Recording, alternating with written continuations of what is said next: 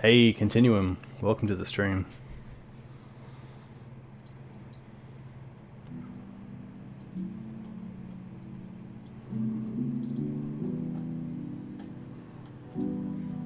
Just going to quickly get the Cupboard live functionality live.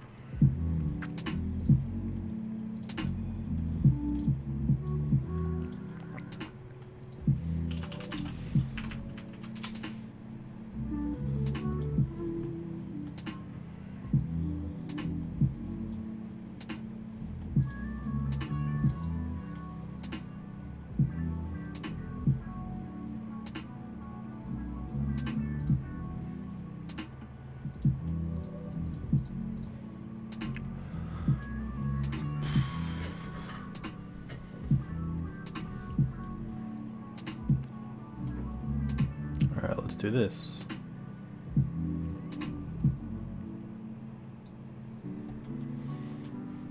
Hello and welcome back to Dukes on Twitch. Back today with Legacy Death and Taxes, a deck that I definitely have had a fair amount of time with. The deck that I actually got into Legacy with. A deck that I think is pretty well positioned right now. It's definitely got a lot of game to it. There are some hateful cards like Plague Engineer, of course, in the format, but I think it's a lot better post Ren and 6. Oko as well is still an issue, but we do have some answers to the Planeswalker.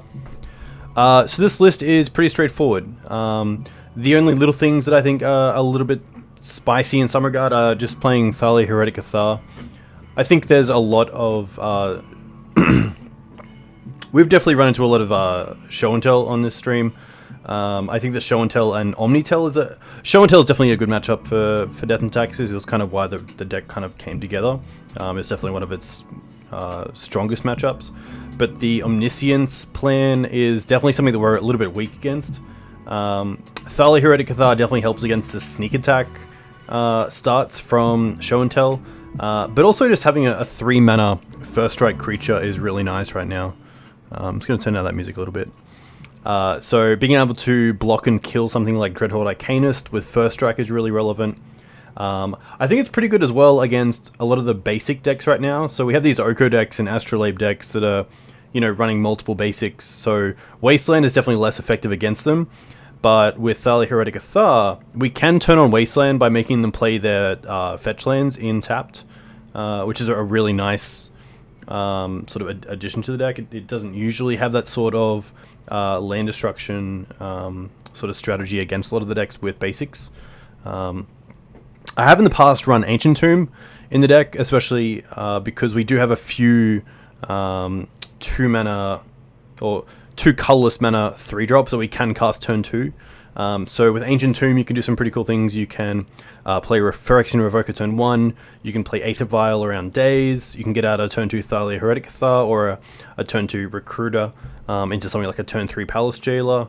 You can also do things like play Stoneforge turn 2 and then actually attack with an equipped creature on turn 3 with Jitte, which is kind of cool. The other card that I'm a little bit... Actually, I'm a big fan of is Deafening Silence. So Deafening Silence right now is great against the Bomberman decks. Any sort of LED decks, it's great against. Any sort of Dark Ritual decks, of course. So I would bring in Deafening Silence against something like Reanimator on the play. I don't think I would have it on the draw. I think it's just a little bit too slow. And that's not really what you want. But it's really nice to stop, say, on the play, your Reanimator player from going something like Unmask into Dark Rit, into Entomb, into Reanimator or Animate. It definitely takes a little longer to set up with Deafening Silence on the field. And I think because of a lot of our hate in Thalia, Phyrexian Revoker, and Rest in Peace is 2 CMC, it's really nice to have just a slow down and sometimes just game breaking against something like Storm Enchantment. That's a 1 CMC, a 1 CMC sort of hate piece. Whereas something like Chalice, you really need to put it down for most likely 1 or 2, which you obviously can't do in this deck on turn 1 without something like Ancient Tomb. So having Deafening Silence, I think, is a kind of a really nice addition against the unfair decks. Of course, Thalia does do her work, but having turn 1 interaction is just so good against decks like Storm, Bomberman. You know, it's just even there's a new artifact combo deck that runs a bunch of Vault Key interactions with things like Grim Monolith and Thran Dynamo, and then tries to curve out either into the Khan package or Mystic Forge, which is really cool. So Deafening Silence is also great against them. So that should be pretty good. We only have 2 creatures in the board that can be searched up with Recruiter of the Guard. You may sometimes see things like Aethersworn Canonist, which I think if you have something like Elves in your metagame, you probably should play that over Deafening Silence, because Deafening Silence does not stop creatures. But Walking Ballista is just, I think, a great card in the 75. It's tutorable with Recruiter of the Guard. It's great for removal, especially in the mirror, because your opponents can't really give protection. They can with Giver of Runes if they're playing that, but with Mum being sort of the main go right now, Ballista's really nice. It's also a creature that can block, and then you can give protection from white in the mirror, but your opponents can't give protection from colorless unless they're on Giver. So that's like a little upside as well. And then there's Leonin Relic-Warder. Big fan of this card. Something that we can put in off show and tell, which is nice. The ability is in 2 parts, so you can actually use Flickerwisp to exile something permanently instead of it sort of coming back when Leonin Relic-Warder leaves the battlefield. So I think Relic-Warder is probably a mainstay in the 75. I've played around with Disenchant and Seal of Cleansing, but I think having a disruptive creature that also just attacks is really nice as well. So happy to have Relic-Warder. The 2 parts are fine. Path a little bit against what we're traditionally trying to do with Death and Taxes. So if you're wastelanding your opponent and trying to tax them with Thalia, it's a little bit disintuitive to actually give them a land. But you know, if we're pathing something like a Merit-Lage or a Grizzlebrand, then we're going to be pretty happy to just give them sort of, you know, the resource of a basic land over drawing 7 or winning the game. Cataclysm is pretty good, especially against a lot of the greedy decks right now. It's a great way to interact with Oko decks that are on the sort of control plan. It gets rid of Planeswalkers. It hits basics, which is really nice. And because we have a pretty good mix of creatures, we can also sort of like keep the Phyrexian Revoker as our artifact, keep Thalia as our creature. Mishra's Factory is interesting. Mishra's Factory is a card that we could activate to a creature, and then when we cast Cataclysm, we could keep Mishra's Factory as our land or our artifact or our creature. So it definitely is a way that we can keep 2 lands after Cataclysm, which is really nice. Factory as well, just a really nice blocker in the mirror. And even against something like Dreadhorde Arcanist, because you can block and then make it a 3/3. Gideon's in the deck because I wanted an answer to Plague Engineer. And also against the Oko decks, it's kind of nice just to have a permanent that isn't hit by Oko. And if they want to tick up on my 2/2 creatures to make them a 3/3, that's more than fine. So Gideon's been really nice as well. Only a one-off because we do have the 2 Cataclysms, and they kind of come in the same decks. It's a little bit... it's the synergy between Cataclysm and Gideon is definitely not there. So you kind of have to either alter your Gideon or just sort of trade it away if you're wanting to cast Cataclysm after that. But I think there's definitely scenarios where you probably just wouldn't even cast the Cataclysm. So the Mirran Crusaders in the main deck should be great against the Oko decks, especially because it can't be targeted by Oko. It can't be blocked by Ice and Codal. It can't be blocked by any of the 3/3s that are made from Oko, which is nice. So kind of just a little progenitist in that matchup. That is pretty much it. Let's go straight into some leagues and see how this goes, because I'm pretty keen to play some Magic. We were going to play last night, but there was maintenance, so we moved today. Moved to today to see how it goes. I think Maverick's in a pretty good spot right now, but I'm just really enjoying the kind of straightforward plan of D&T. Maverick definitely has a few more sort of directions you can take with a game. So we're playing a Legacy League. We have play points. Nice. A huge thank you to Card Hoarder, who of course sponsored the channel, allowed me to get the cards that I need ad hoc, which is really nice.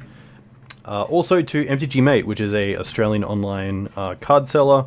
They sell a bunch of singles. They have a really good buy list. You can of course get some extra value by getting store credit from your buy list. But yeah, Nick's been a treasure, so thank you to you and the team at MTG Mate. We'll see how this league goes. It's a pretty sweet hand. So we have a great turn 1 play of Aether Vial. We have Stoneforge Mystic for the creature matchups. We have Sanctum Prelate for the combo decks. Rishadan Port and Wasteland for sort of any sort of interactions with lands that we need, maybe against lands or Eldrazi, or you know, turn 1 Vial into turn 2 Port's really nice. I don't think a hand really gets better than this, so we're going to keep this. Swamp. Ritual, okay. Well, it looks like we're playing as maybe mono-black Reanimator. I think it's probably black-red. There's probably no reason not to.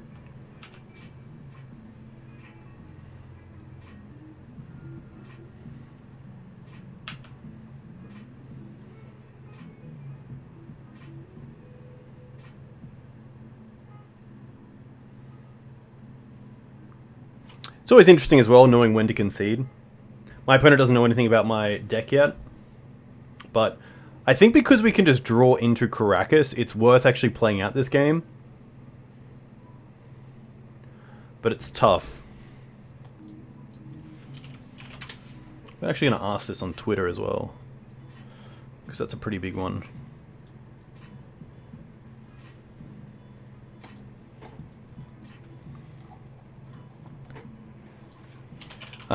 What do you guys think? What do you guys think in chat? I'd actually really like to know. Because I can concede here, or I can just try to play it out and see if we can draw into something like Karakas. I guess we also have Swords of Plowshares, but I feel like my opponent's in a spot where they're just going to be able to pretty much win, even if we deal with the Grizzlebrand.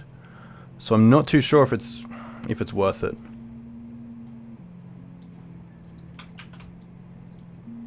This is a tough one.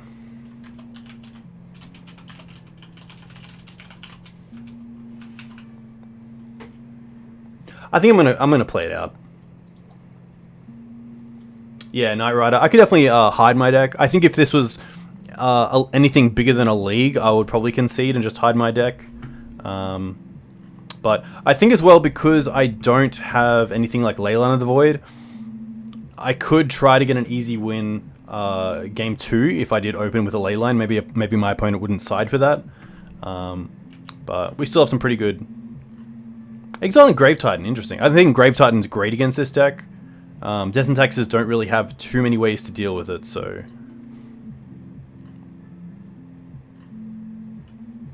My opponent can definitely even draw again. Interesting that they didn't. Stoneforge. Alright, gonna go with Vial. And we can just 6 here, sadly.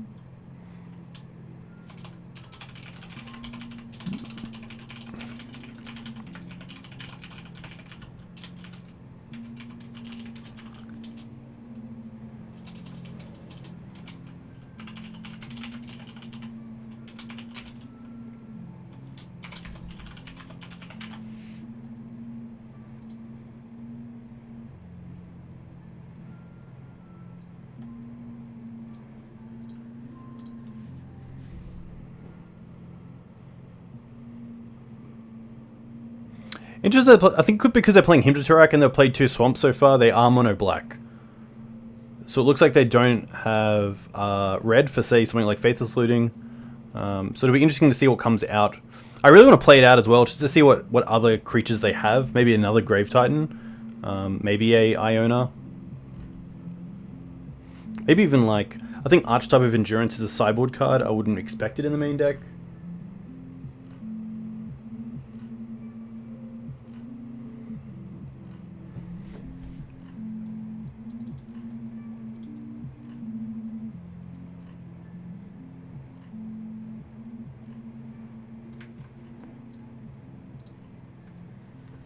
Okay.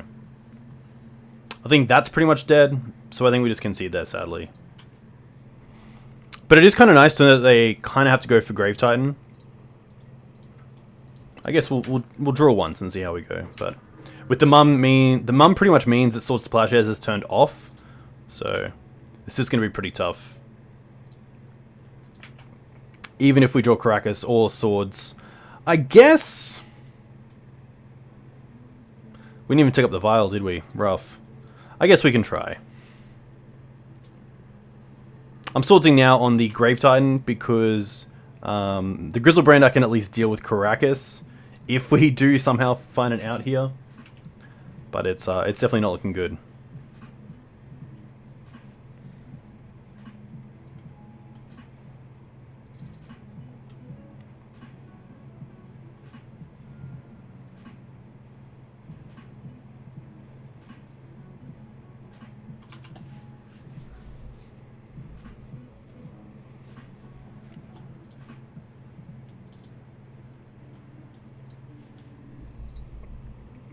So what do I like for this matchup?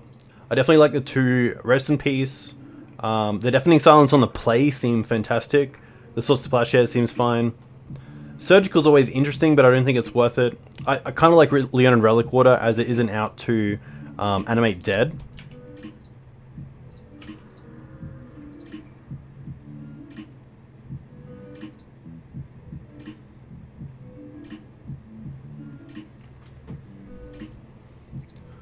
But yeah, taking the mum as well is pretty nice for them. I think we literally don't have anything, so we might as well just see what they do. Okay, they're going to reanimate.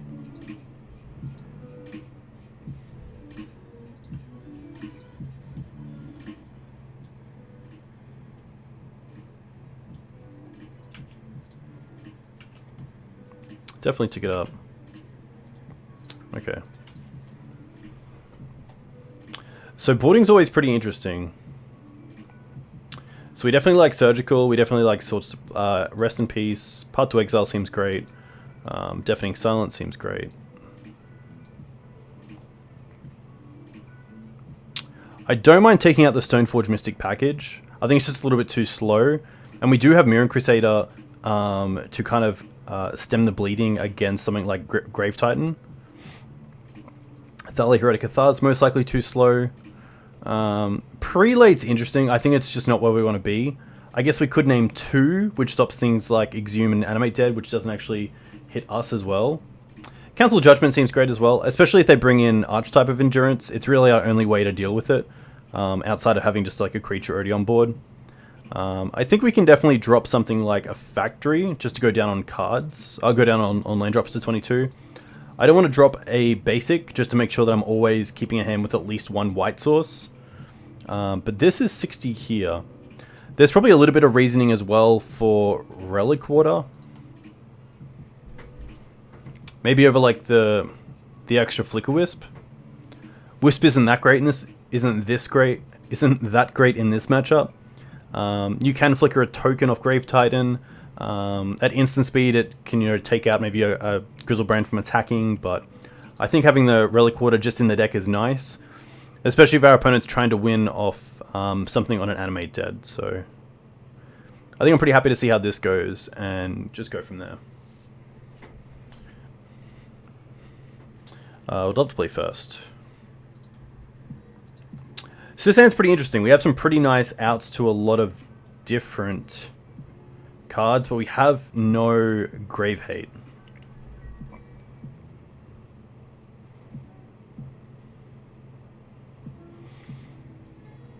The one reason I also like Fairy Macabre in the deck over Surgical is because Recruit of the Guard can get it, but I just think right now Surgical's a little bit better. This is actually an interesting one.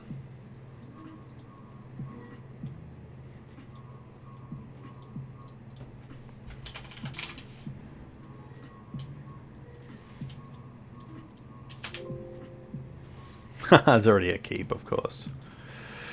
Keep Mull too. So it has Karakas, which is great against Grizzlebrand. It has Swords and Path, which are great against Grave Titans. But I don't think it really has much else. It's very reactive. I'd much rather mulligan at least once. This is a one-lander, but we have a Mum and a Sword. We don't have a second land.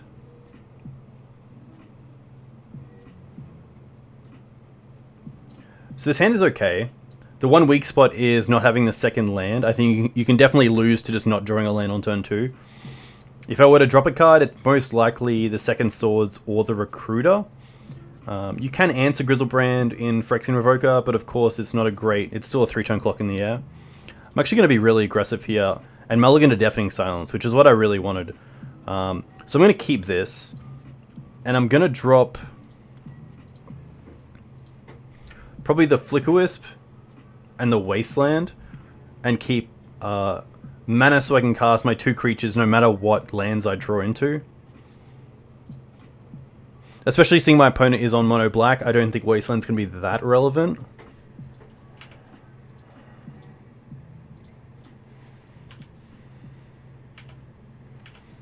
But definitely tougher at the 5 cards. So most likely my opponent's just keeping up Entomb. So having that path on top is really nice.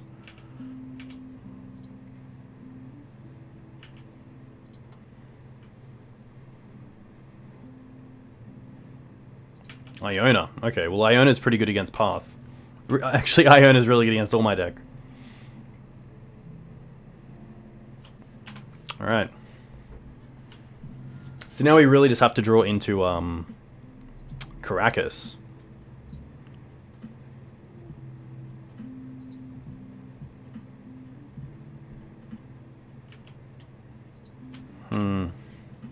That's pretty rough.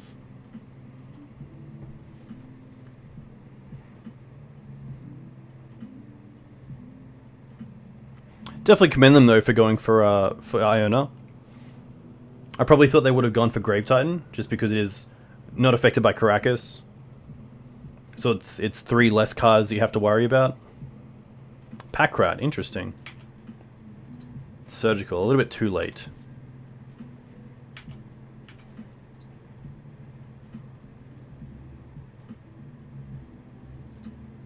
Doesn't change the unless they Pack Rat this turn, then it might change the clock. Because now it's just lethal. I guess we have paths, so now we just have to draw into Karakas, so we're dead. And we don't, so that's a loss. But we definitely did mulligan pretty aggressively, but maybe it's in a case of needing a little bit more hate for the graveyard in our sideboard. I think 2 Rest in Peace and 2 Surgical's fine. It's really just also wanting something on top of the Deafening Silence. It does slow them down, but if they're on the Entomb plan, then it doesn't really matter. It just means that they can't do something like Dark Ritual into it. So hopefully not a reflection of what tonight is going to be, but we'll see how it goes. Reanimator, sometimes a bit of a rough matchup, but I think Death and Taxes definitely has the tools to deal with it. On the play, which is really nice. And this hand's fine. So it's a turn 1 Mum into a turn 2 Port. We then have Recruiter, which we can flicker, or Palace Jailer, which we can flicker, which is nice. So I'm pretty happy to keep this.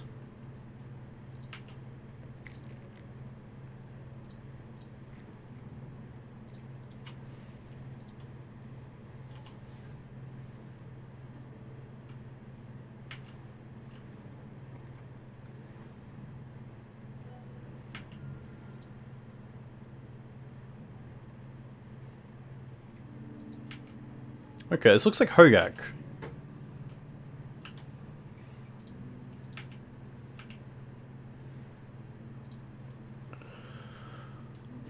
Vial's interesting. I think Port's just better here, and then next turn...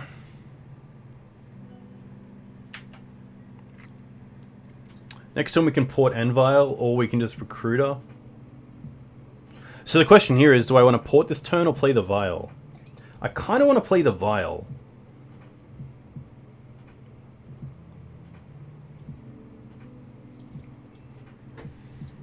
I think it's a little bit late, but it's gonna... This game's most likely gonna go long, and that's why I like the Vial in play.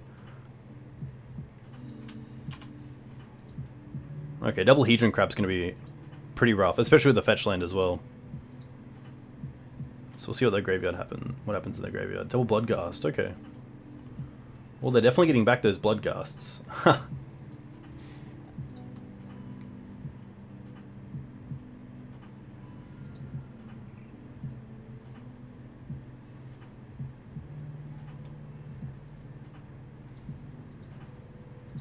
Interesting. Just going for value here with the creatures.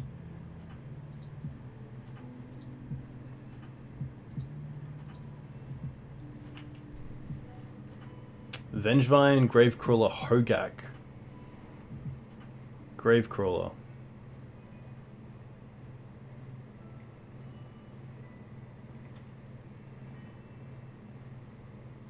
So at least I don't believe they've cast... Interesting. Ah, of course, the second Hogaak. Sorry, the second Hedron Crab. Okay.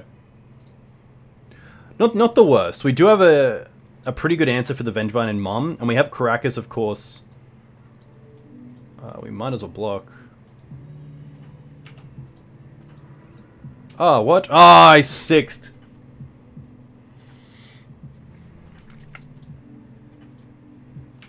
Yeah. That's just MTGO sometimes. Crack. So this is pretty tough. I think that the best alternative here is just to hold up Karakas and Rishadan Port. Because at least we can turn them off from casting one Gravecrawler from the yard.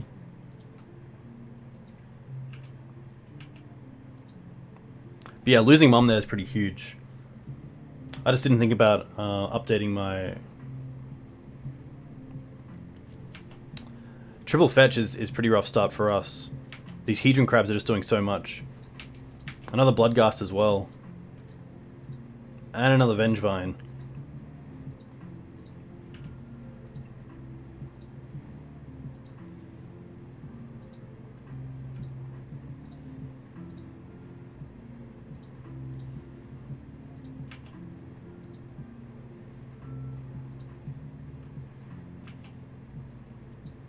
On this board as well, Palace Jail is looking really bad.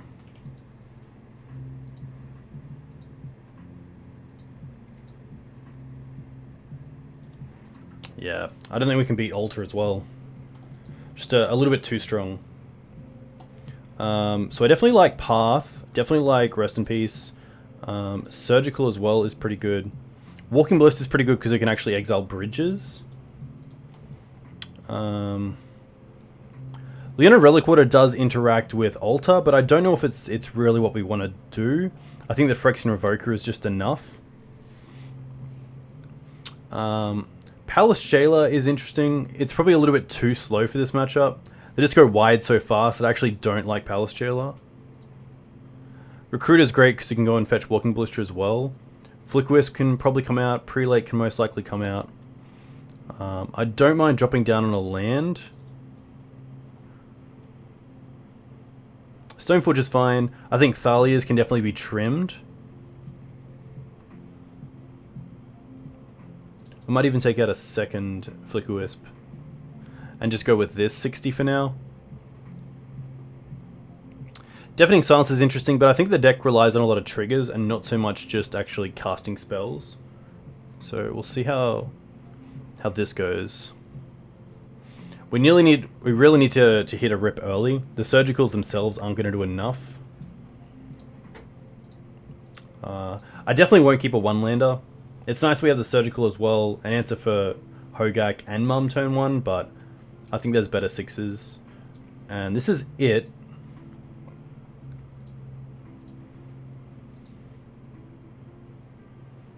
I think here I'm just going to bottom the Wisp, because we kind of have an answer for everything else. A lot of these we can't actually search up as well with Recruiter, so it's kind of nice to have that.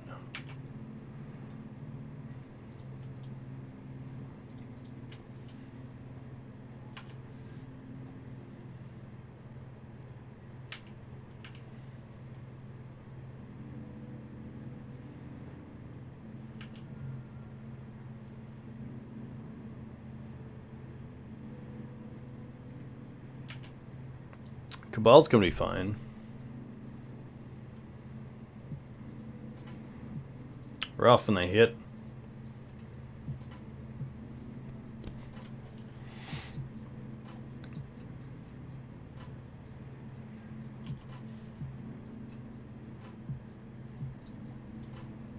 Definitely tick this up. Another Karakas. Pretty dead draw.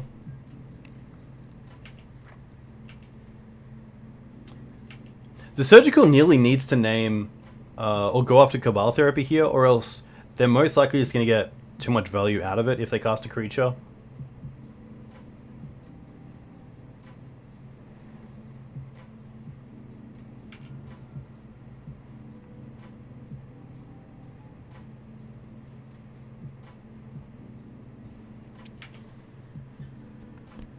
I could Surgical in response, but then they just know they take swords, so I might as well just do nothing here.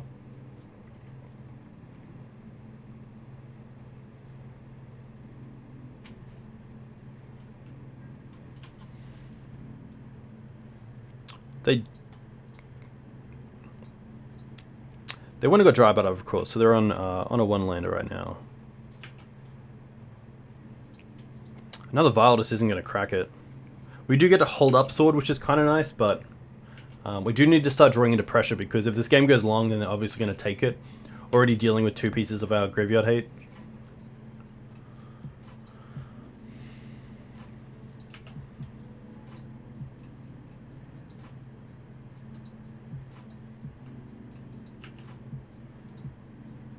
Hogaak and a bridge. Rough.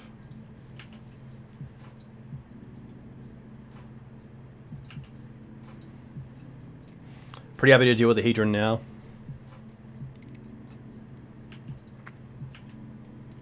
I'm going to take this up to 3, because if we draw into Recruiter of the Guard, then I'm really happy to be able to use my mana effectively as well.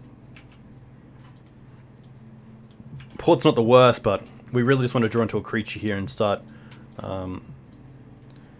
beating down in some respect.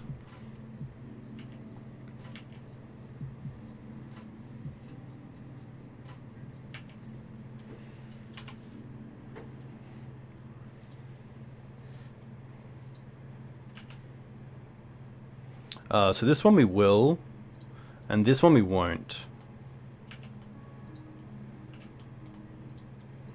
Thalia is actually pretty nice. So I'm going to do that in their upkeep. I'm going to tap down their Bayou, and then we can play Thalia.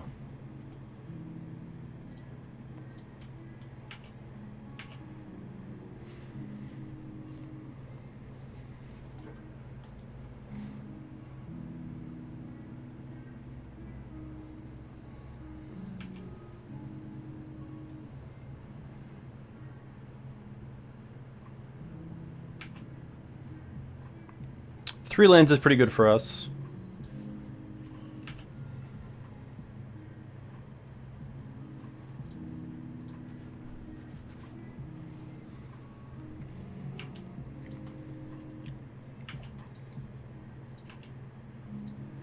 And 2 stitches, okay, so not too bad for us.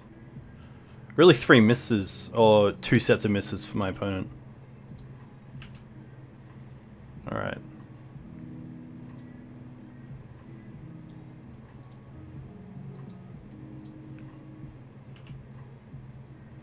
I'm going to say always no to this one as well. Another Thalia. Okay, so that's pretty interesting, because it does mean that bridge triggers. So I still don't mind attacking here.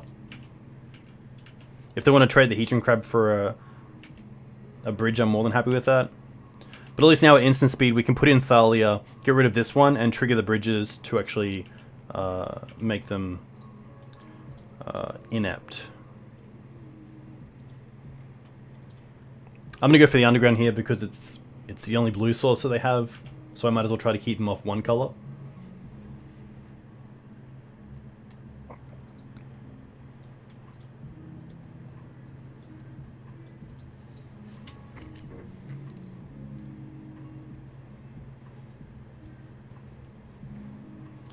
So the Hogaak isn't too relevant until they hit another creature. Alright.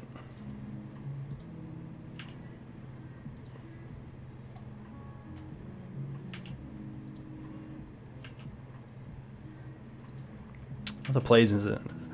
Just really want to start hitting my Recruit of the Guards.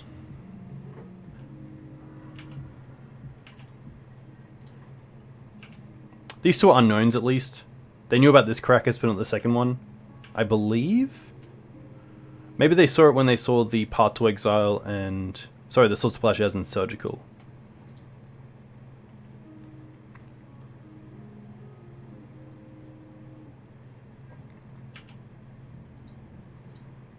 Should definitely port them. Ha! Alright.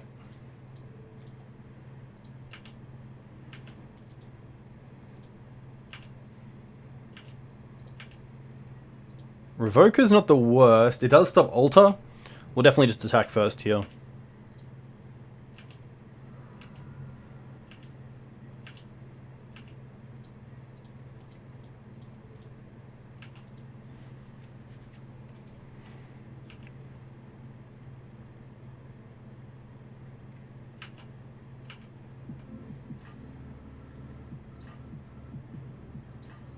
Okay, there's a bridge trigger.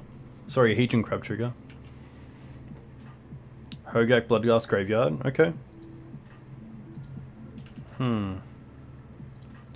This is going to be fine.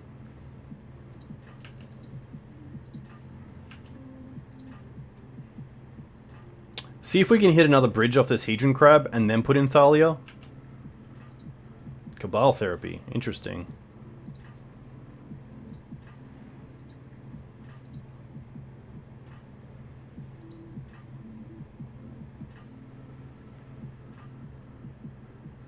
They might even Cabal here.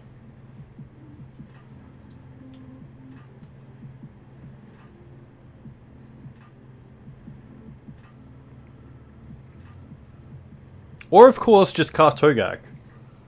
Altar. Okay, I think in response here we definitely have to play Revoker. And now they're tapped out, which is nice.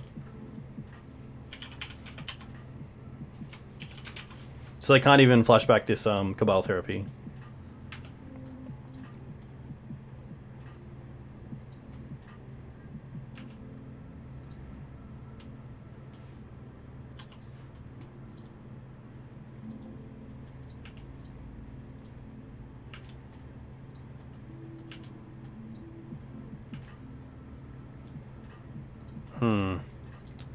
It is a card we can cast. Okay, so this can't block, so we can at least attack for 4 here.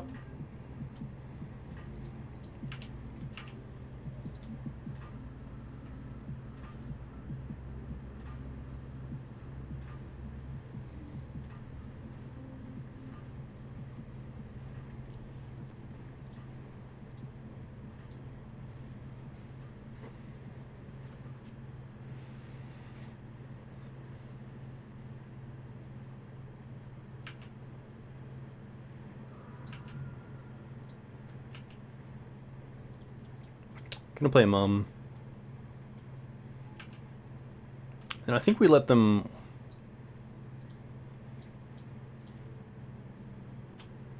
I guess I'm not too sure if it matters here. I'm gonna hit the Bayou because I'm probably scared of something like Vengevine coming down. Or at least them just starting to go wide with a lot of creatures.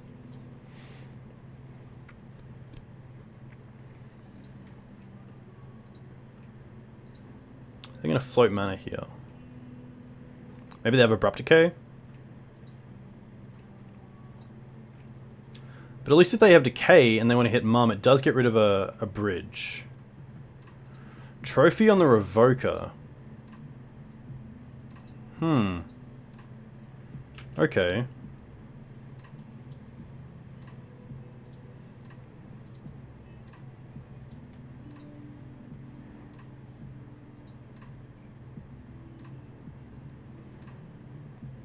I guess with the trigger on the stack, they can sack their creatures. So I think here we might even just activate the Vial to see what happens. They most likely sack their Bloodghast in response, but at least we can get rid of this bridge. Yeah.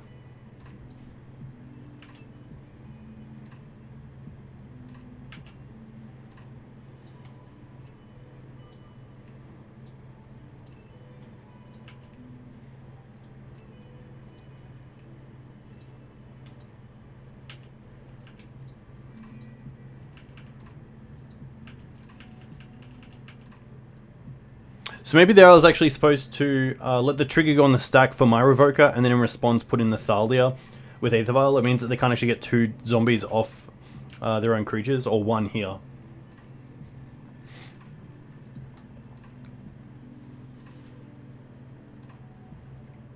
Because now, yeah, they can cast Gravecrawler and also cast Hogaak, but we do get to Karakas it, which is kind of nice.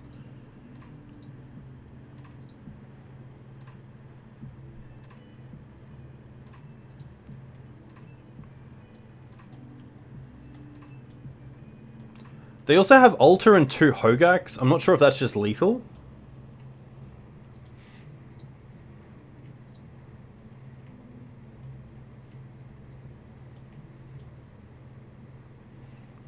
I guess they are pretty close. We definitely need to draw something here.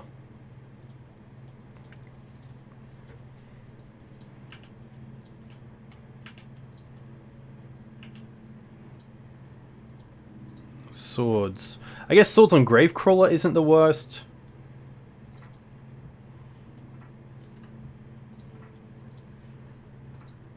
They can sack it, but it forces the sack. It's just really tough because all my hate right now just doesn't line up very well. Attack. I'm gonna give pro.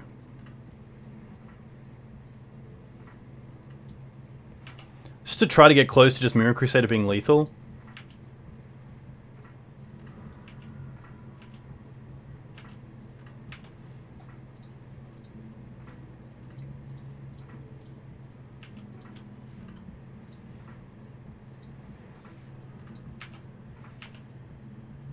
We can do some cool things, like if they attack here, we can return Thalia to our hand and then actually put it in with Vial.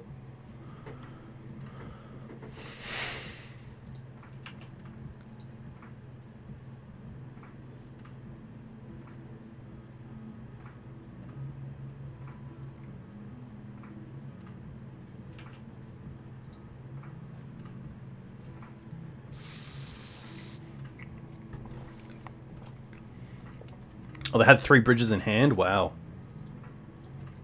I'm just going to concede there. Because with the Hogaaks, that's just lethal. Rough. Really rough. 0204 is not the start that I thought we had. Yeah, Hogaak's always interesting. I guess you just need to know that they're going to be milling more cards than it costs for Hogaak to actually cast. So they can just leave the bridges and then just pretty much cast their Hogaaks off each other Hogaak with zombies as well. So pretty tough. But yeah, the blind name on Cabal. I guess Rest in Peace is your only real piece of interaction that you care about. So the blind Cabal on Rest in Peace just makes sense there. But it's definitely a feel bad because I definitely kept that hand because of the Rest in Peace. Don't have a great way to protect it on the board from something like Assassin's Trophy or Abrupt Decay, but you know, that's just Magic. And Hogaak is a very cool deck. A deck that I'm pretty keen to make in paper as a loner deck. Because it just has so many good plays. So many outs that just probably don't seem like outs from an outsider, but once you definitely play with the deck, it looks like it's a really rewarding experience.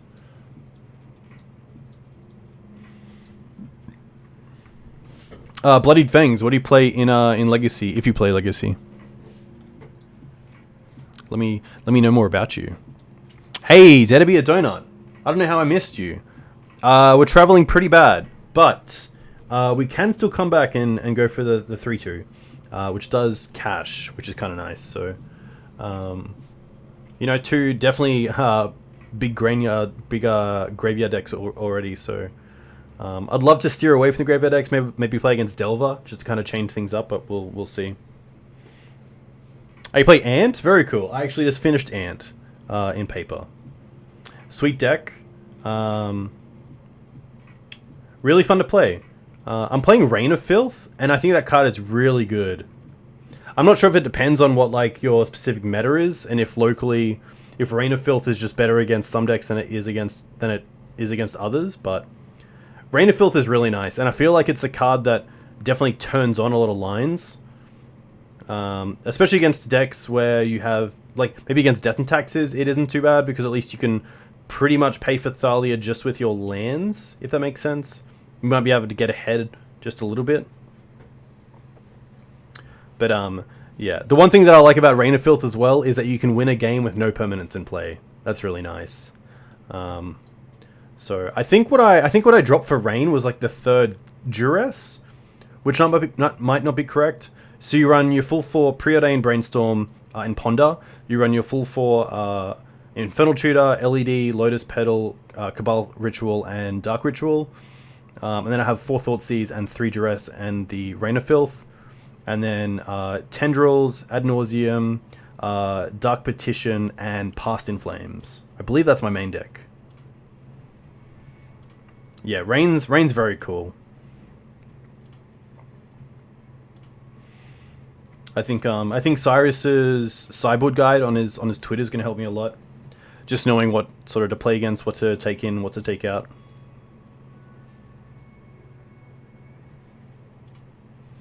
Wing 0. FNC. Interesting.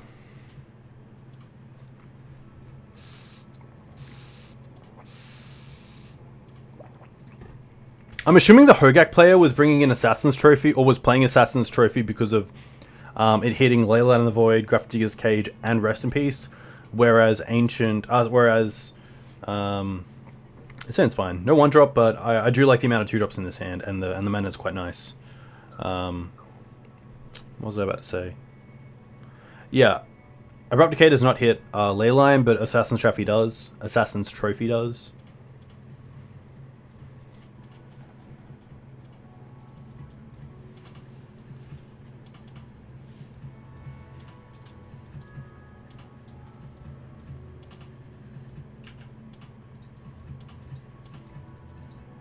Ponder, okay. So I would love a Vial as my opening draw against an Island deck, as most Death and Taxes player would. Because casting just a turn 2 Thalia, turn 2 isn't that great. And with the Port, it's just a pretty perfect draw. But Mirran's probably not what we want against the Ponder deck. Against sorts of Plowshares, it's pretty bad. Against Bolt, it's pretty bad. This could just be Show and Tell, and it's going to be Show and Tell.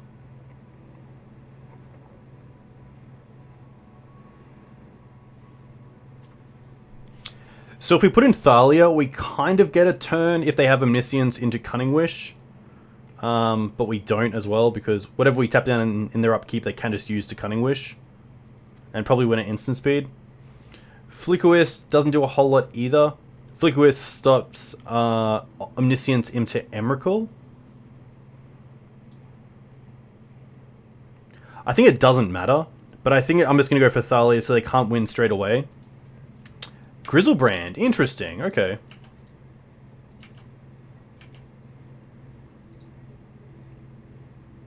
So here I don't mind just playing Revoker and naming Grizzlebrand. They can't force it, which is nice. I mean, they can still pay here. But unless they have Simian Spirit Guide, they can't actually force this Phyrexian Revoker.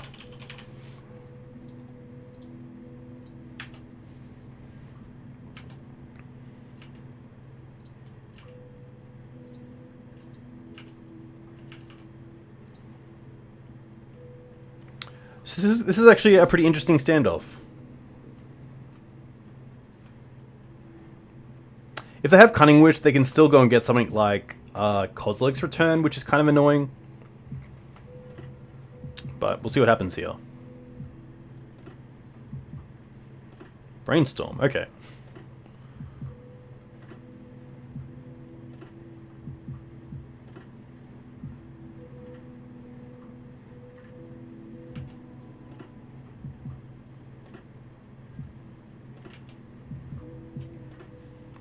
This is fine. This is going to be interesting. So we have some pretty good draws. They're obviously, I think, trying to set up a sneak attack as well. So I think Wasteland and Port is probably just the best play here. Although they're getting rid of an Emrakul, they most likely have another one in their opening hand. Or in their hand that they're keeping.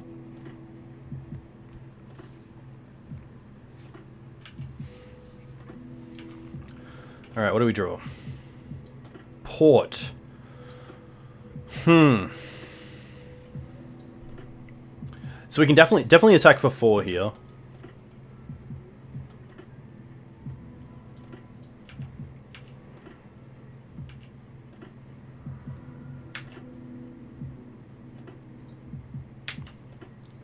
And now I think I just like Wasteland and Port.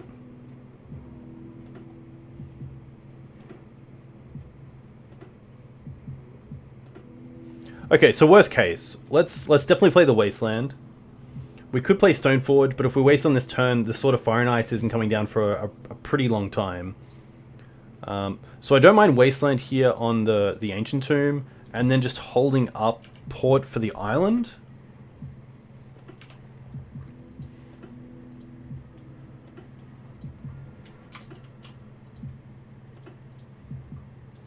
I'm going to see what color they get first.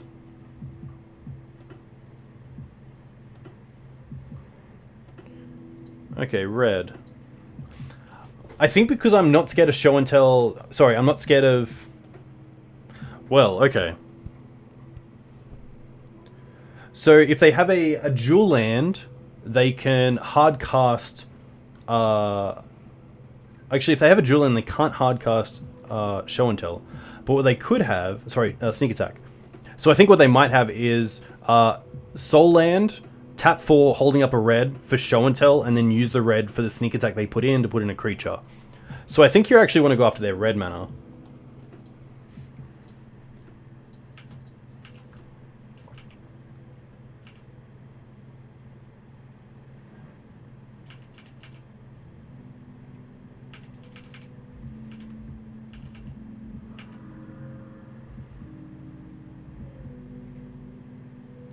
I don't like show and tell here.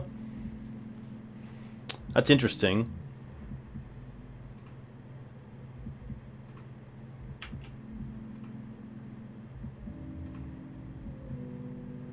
I think we just have to put in Flickerwisp. That's Omniscience, okay. We're going to target the Omniscience, because then at least they just can't win through Emrakul this turn. But it's going to be tight. It's going to be tight.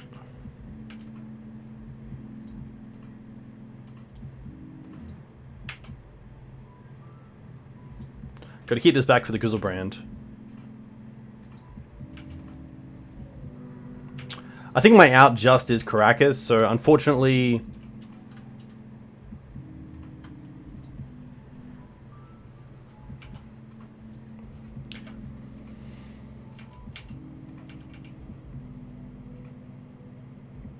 Yeah. Just can't beat Emrakul with Omniscience there. Which is pretty rough, but... I think the board definitely helps. The Deafening Silence are quite nice. The Relic-Warder is quite nice. The Council of Judgment isn't too bad. Surgical's always interesting. If they're playing Intuition, I'm probably more likely to play it, but I think I'm pretty happy just keeping it out for now. I'm going to go down on Swords to Plowshares. I'm going to go down on Mirran Crusader. I still like Prelate. I still like Thalia, Heretic, Cathar. Revokers are still fine. I can probably drop a Stoneforge Mystic. Mums are always interesting, especially if they're on the Kozilek's Return route. Mum does nothing. Maybe Mum's a little bit worse than Stoneforge. I like Stoneforge because it can also protect creatures in that it fetches Sword of Fire and Ice, which pretty much protects everything from Kozilek's return. So we might just go with this and see how it goes.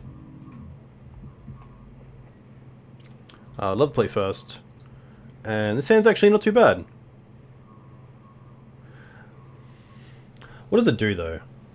So we have a turn 1 Deafening Silence, or a turn 1 Mum. The Batterskull is pretty much dead. The Council's Judgment is okay. I don't think there's enough here to actually warrant a keep. This is pretty much a 6. I would really like something like a Thalia. Not this one, of course. Even a Vial would be kind of cool. I'm not going to keep a 1-lander with just Wasteland. That's pretty rough. We'll mulligan this.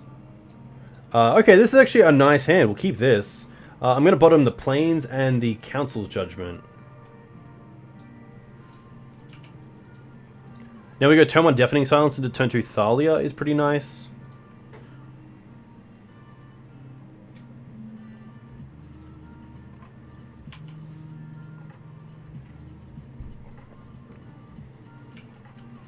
I actually really like Deafening Silence in Punishing Maverick because you can hold up Pyroblast against a lot of decks, and Pyroblast right now is a great way to deal with something like Oko on the stack.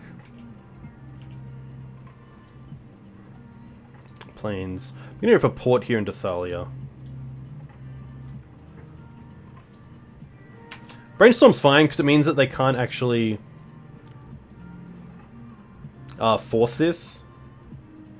So it's going to stick.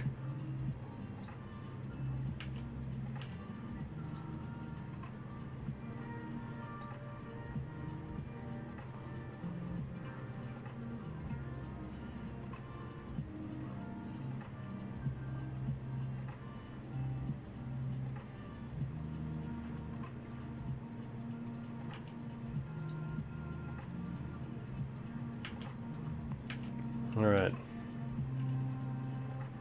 Another Thalia.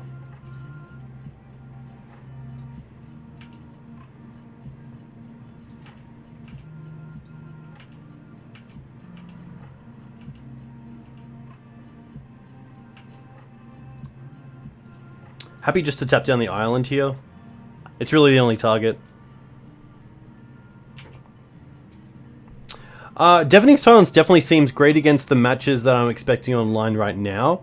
I think the Canonist is of course a lot better because A, it puts pressure on the opponent, and also against things like Elves, it definitely stops them as well. Whereas Deafening Silence doesn't do really all that much against Elves. It's really nice as turn 1 interaction, but outside of that it's a little bit lackluster. Another Plains is just a pretty rough draw.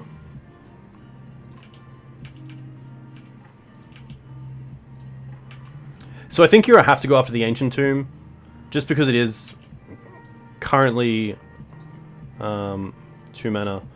So this could be like an Echoing Truth or a... Okay. Could even be like something like a Intuition, I thought. But yeah, Canonist seems great in Painter because you can still go off as much as you want. But it probably affects your opponent a hell of a lot more than you. And at least for Death and Taxes, Deafening Silence doesn't really come up for us. Like there's no point where I want to draw like 2...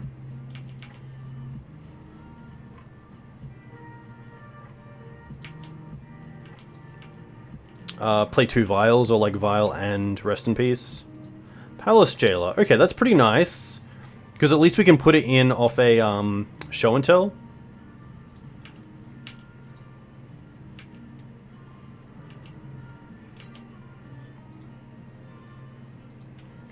So this is interesting because we have nothing to put in off Show and Tell, but I kind of like just drawing cards.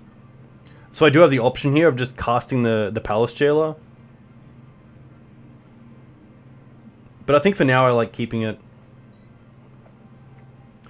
However, if my opponent next turn has another red source, they can hard cast Sneak Attack, activate it, put a creature in, and then before I can Karakas the creature, but then they could just put it in before any damage occurs, unless it's Grizzlebrand.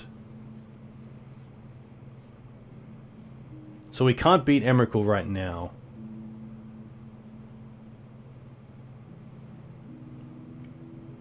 The jailer kind of changes the clock as well. And I don't think at this point Port's doing a hell of a lot. So I might try to get the jailer into play. Even though it's not exiling a creature and it's only half as good right now.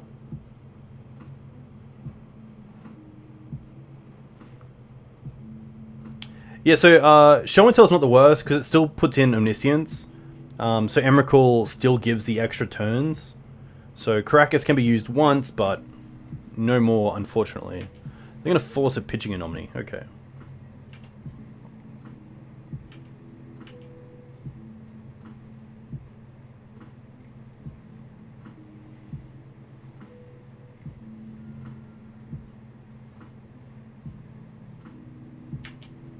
Okay.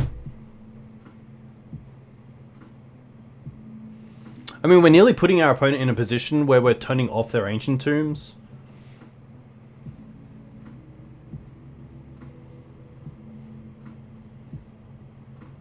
Yeah, Hurricane, that's very true.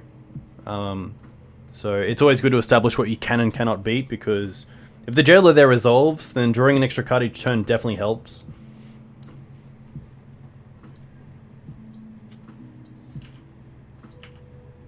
But I'm not sure what I want to draw here. Maybe another Port? Swords isn't good enough.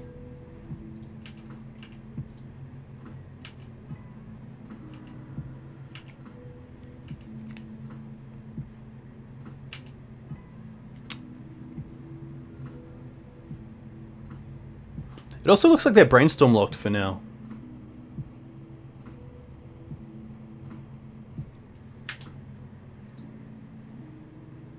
So I'm actually pretty happy to try to take them off their blue mana.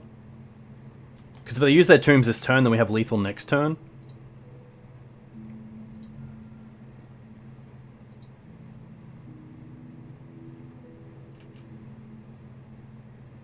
Don't really have anything to put in. We could put in this Thalia. Might as well.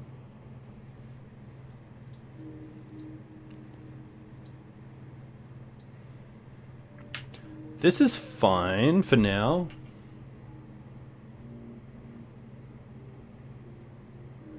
Because we have 6 permanents to sack.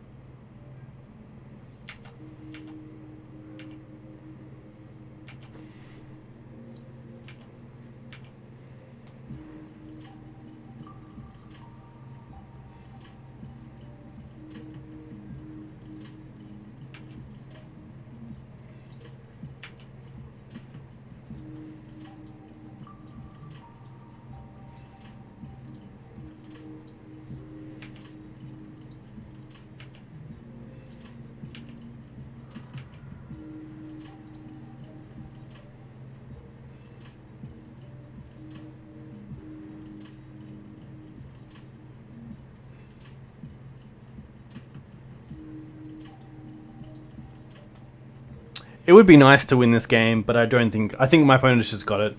Or at least got to ponder into it. Echoing Truth. Okay. Well, that is just game.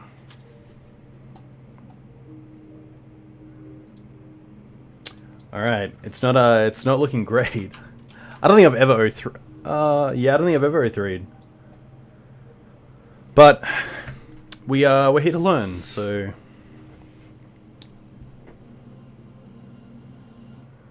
yeah, the silence would have been nice, but if they have the Echoing Truth, then it doesn't really matter, unfortunately.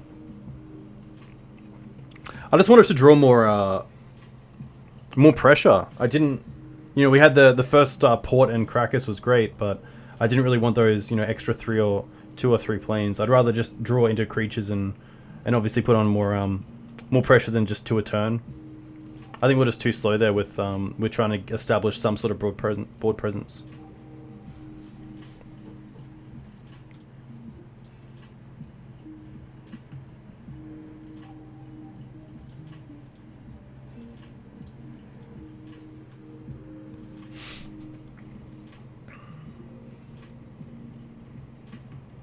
Brutal start? Yeah. No, it definitely is. I mean, you got to take the wins with the losses. We've had some pretty good runs recently on the stream, so, it's It is what it is. I think you definitely learn a lot as well from losses. Even little things, like usually with Death and Taxes, it comes to how you sequence. So there's always just little things to learn.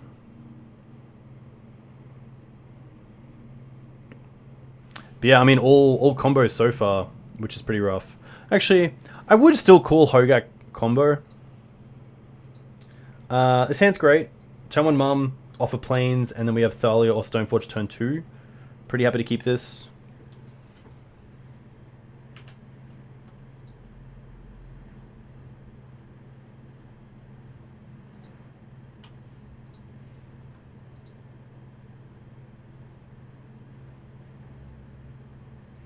Verdant's interesting. You have much less salt than me. Yeah. No. Sometimes I do.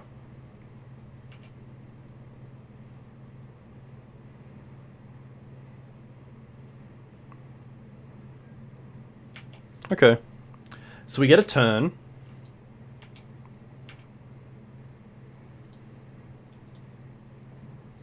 But another port probably isn't what we want to be doing.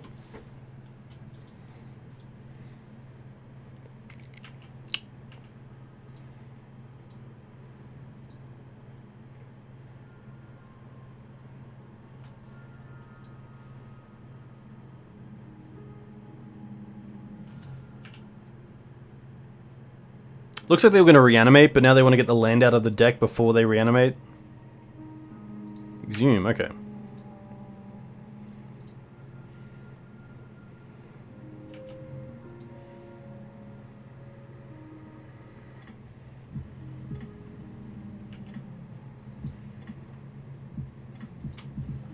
Can really 6 here.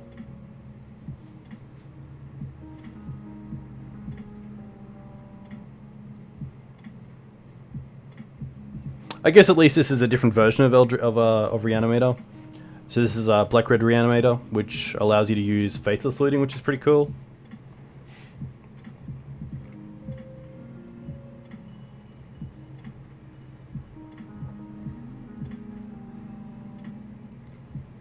Probably getting either Iona or Elishnorn here. Elishnorn, okay.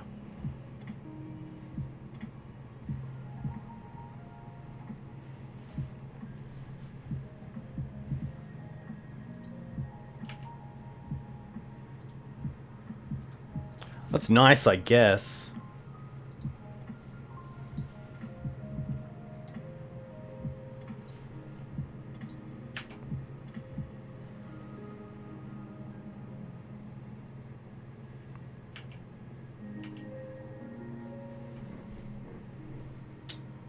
This league is hunted? I think you mean haunted.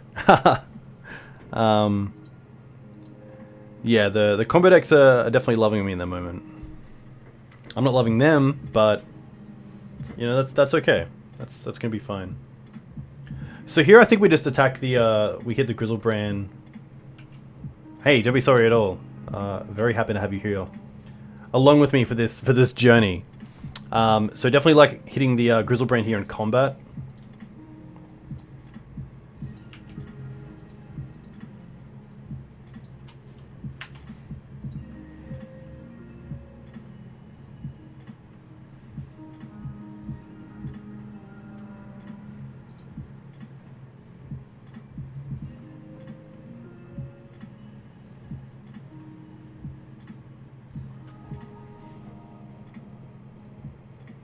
My opponent does have 16 cards in hand, so I assume they have Ashen Rider in the main deck, or maybe even Tide Spout Tyrant, which they could entomb for, or just put it in the graveyard here, and then get back with a Reanimate spell. Get rid of the Karakas, and then really I have no game. Looks like just a Chancellor, interesting. Maybe they want a non-legendary way to actually get damage in.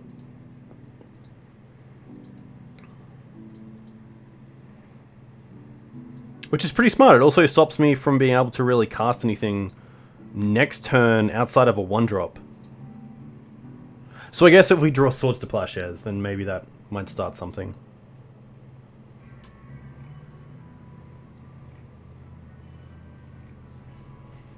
Might as well keep their graveyard on camera. Probably no Tyrant. Yeah, I think Tyrant's a little bit more old school.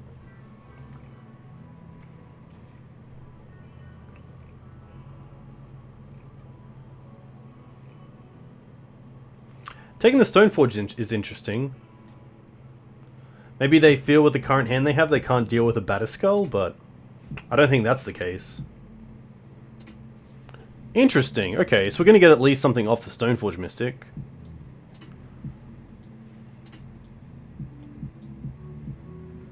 Get it. Okay, so we kind of have 4 turns, which isn't the worst.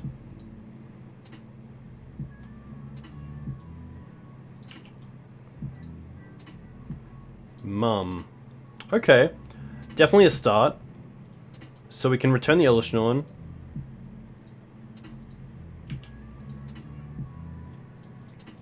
And now we can cast the Mum and pay for it. So now if we draw into a Flickerwisp, it's pretty good. We could also Palace Jailer this Chancellor if we draw into another land. But my opponent does have a pretty, obviously a sculpted hand, so this could end very swiftly as well.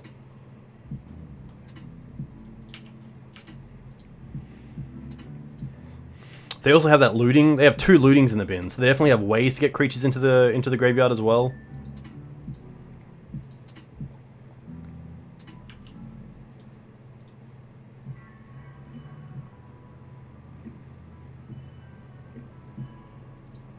Another Chancellor. Okay, just trying to lock us out.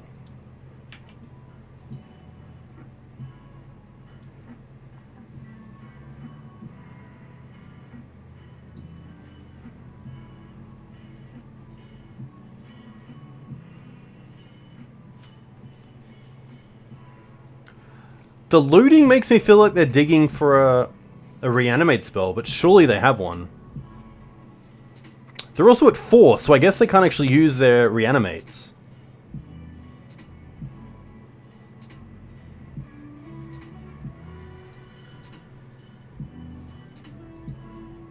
Oof, another Exhume.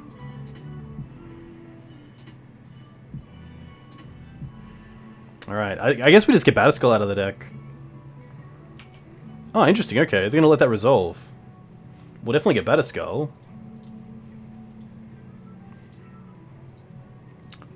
Interesting.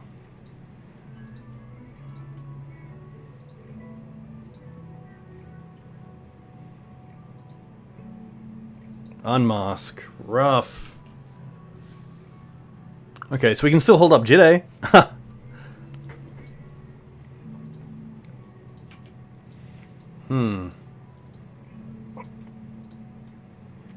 Alright, so everything costs an additional 2. Revoker. Definitely play a land.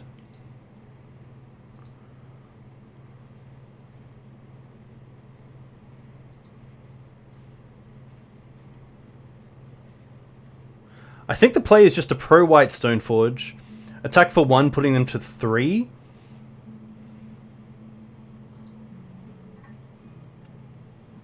And then put in Jitte.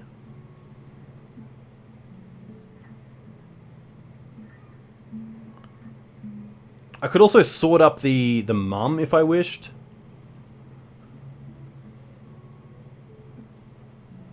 This is interesting.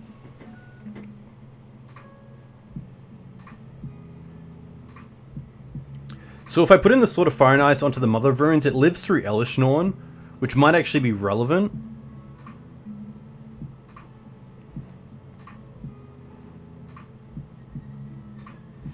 So maybe I don't mind that.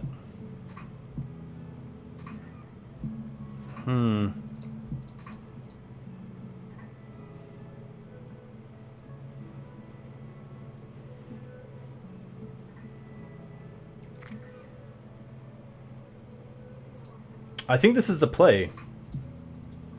Suit up the Mum.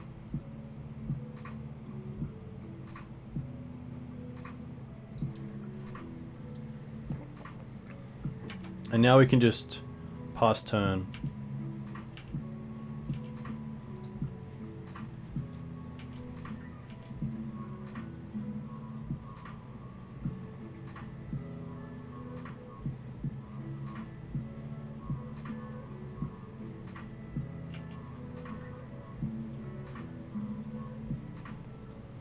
So suiting up the Mum forces them to either most likely keep a creature back. Well, it definitely does.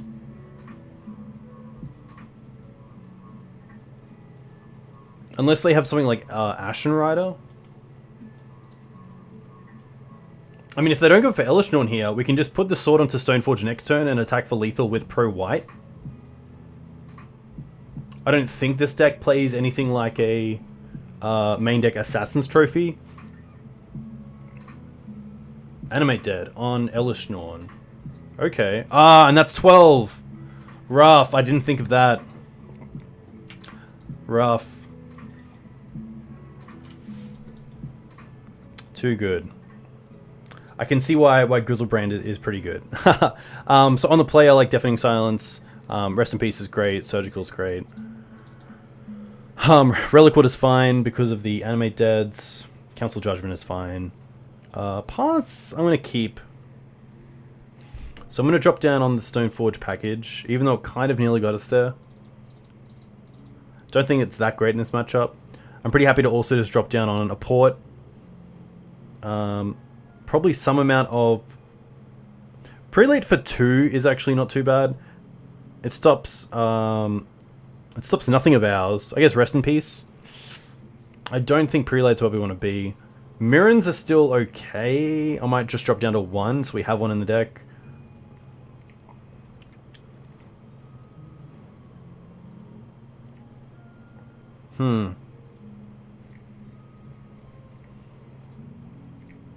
Maybe it's just something like a Flickerwisp. Yeah, Mums aren't the greatest. If they go for something like an early Grave Titan, I guess Grave Titan goes wide, but if they go for Archetype of Endurance, it is an out. Maybe Flicker's actually better than the 4th Mum. I kind of like this. I just think the Stoneforge package is just too slow for this matchup. Doesn't really do enough, especially with the amount of Unmasks and Cabal therapies that they might have.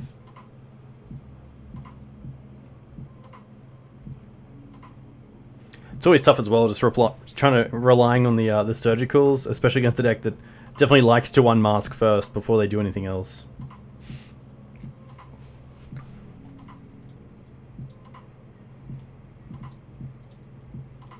I'd love to play first.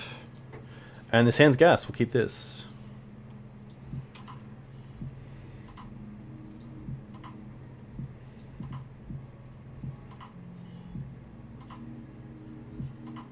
Chancellor, okay.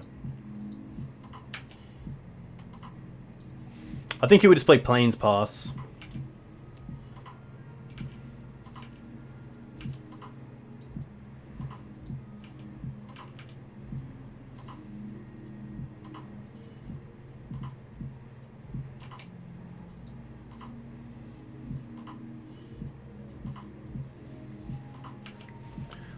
Looting's fine.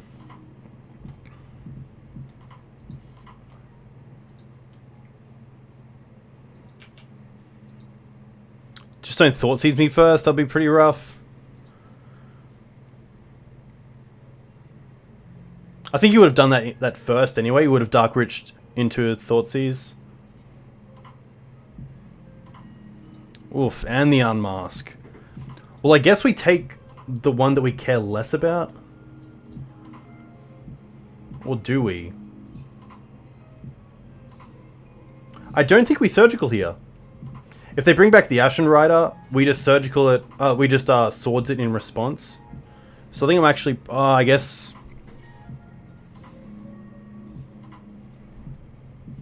Yeah, this is rough because the Chancellor trigger is still around. So I can't Swords this turn.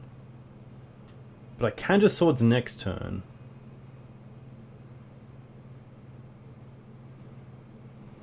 I guess Chancellor trigger buys them 3 turns, because I have to get 2 more mana for it. So if I Surgical Ashen Rider, they take the sword and then get back Chancellor. If I Surgical the Chancellor, the Ashen Rider, take my Plains, I play a Karakas, they attack, then play another land and then Swords it. I think we just have to let it resolve.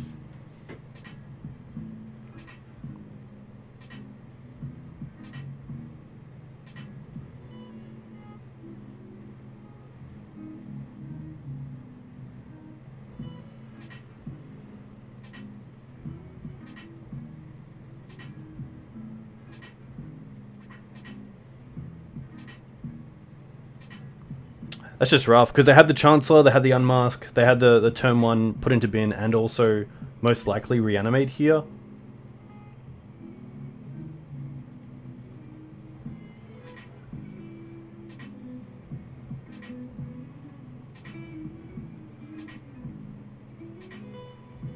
I think Ashen Rider is just the best one. Animate dead, interesting. Okay.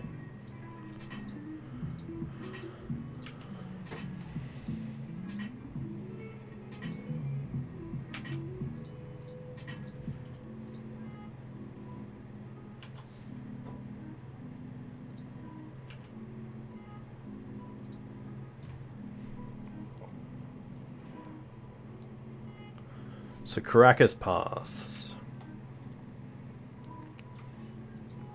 We still have to pay for Chancellor's trigger, so we have to wait one more turn.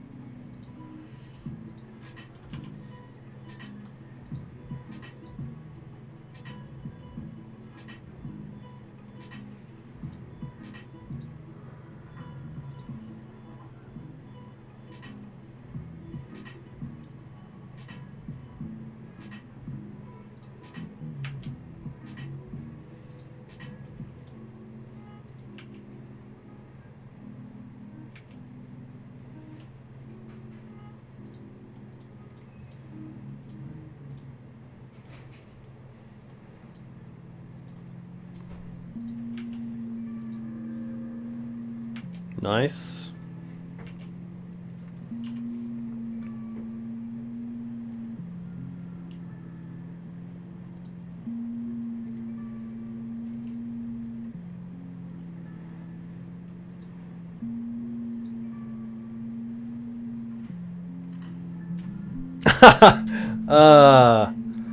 Okay.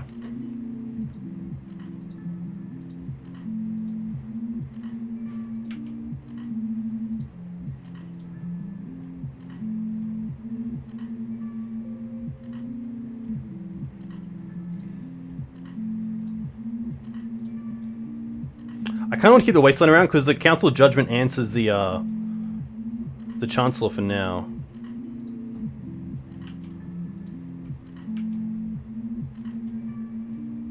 So we do have a way out of this if we draw into a land.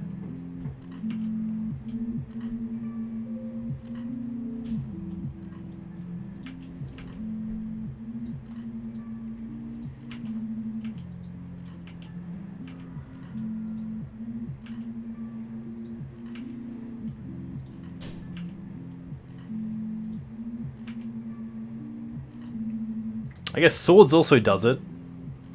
Might as well wait a turn. They have 0 cards in hand. I think here we just Swords. We pay for it. And then we Wasteland them. So at least they can't Faithless Looting next turn.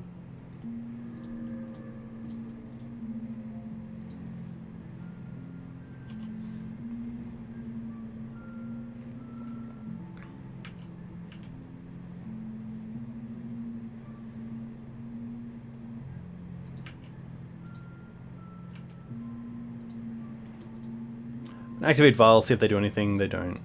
Okay.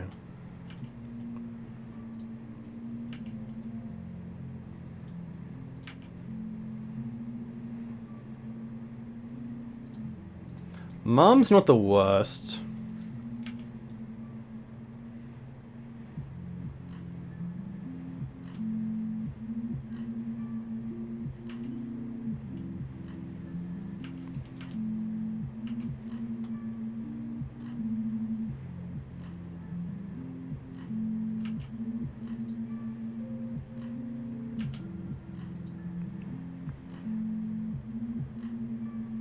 Ritual into Faithless Looting here. Alright. 1 black floating.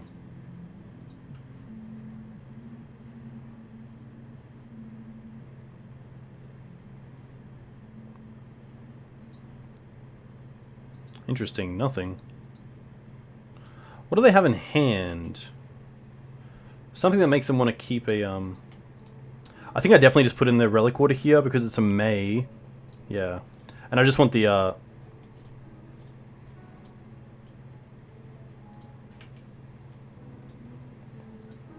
the damage. I want to get a race going here. Take us up to 3. Swords is pretty nice. Pretty happy just to attack for 3 here. There's probably no point keeping back the Mum.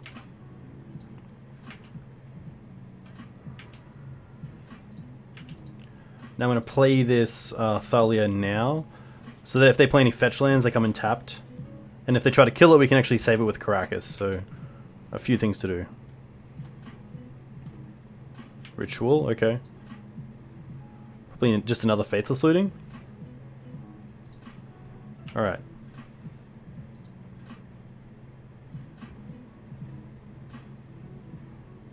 Elishnorn.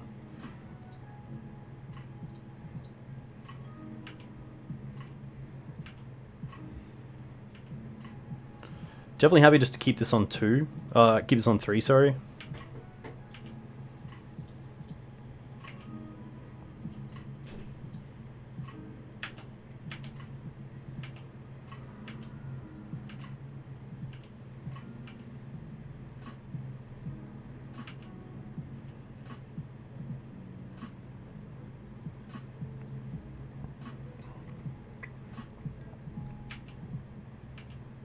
Nothing.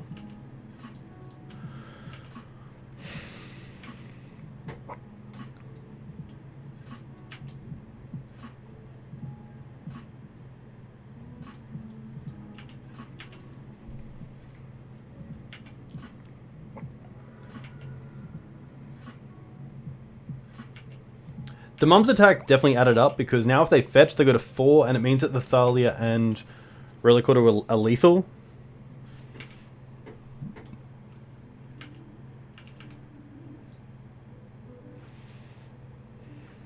Alright. So we get game 2. I'm not sure how good Deafening Silence is on the play. I think we can definitely take out the Deafening Silence.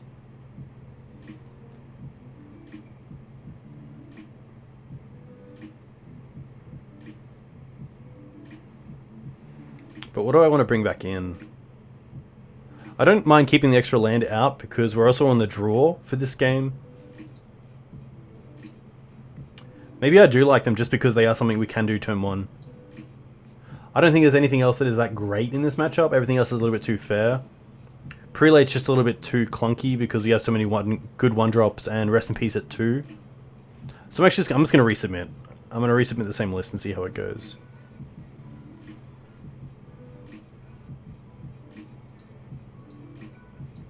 Sounds just a little bit too fair. We're not even running the Verimacarb, so we can't grab them with Recruiter, which is kind of crucial. So we're going to mulligan. Not great either, but at least we have a Karakas. We'll keep this and we'll bottom most likely this Thalia.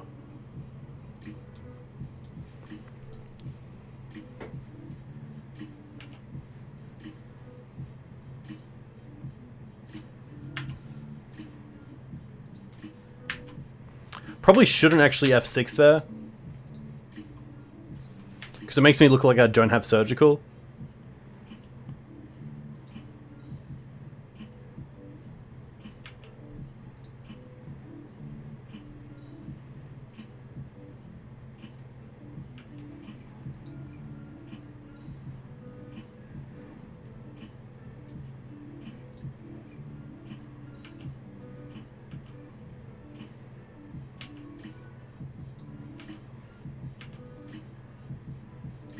Swords. Swords is interesting because it means we don't have to play this Karakas just yet.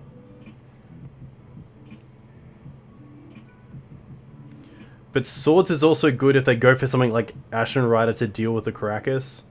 So I think we just have to go Karakas pass. We kind of need the Swords for something like a Chancellor or Grave Titan if they play it.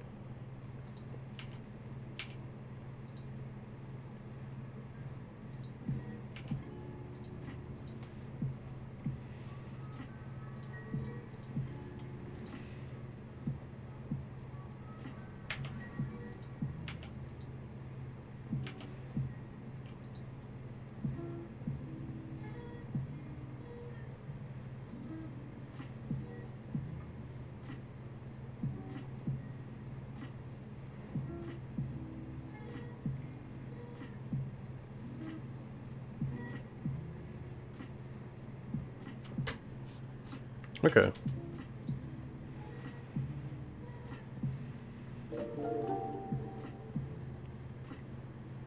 Hey, Dio Mayal.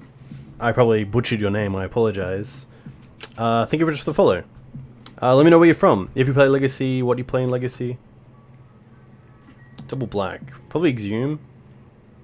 Could be Anime Dead, seeing the amount of time it actually took there. Alright. It's gonna be fine.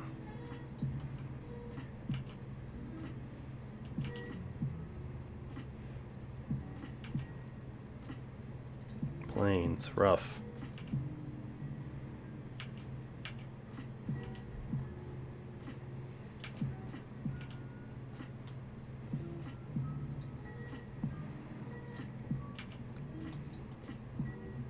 I think I have to do swords right now. I guess I can see what happens. I can take this. I think it's worse if my opponent just goes second main, put something into play, but they probably would have put the Illustron into play before they attacked to get that extra 2 damage.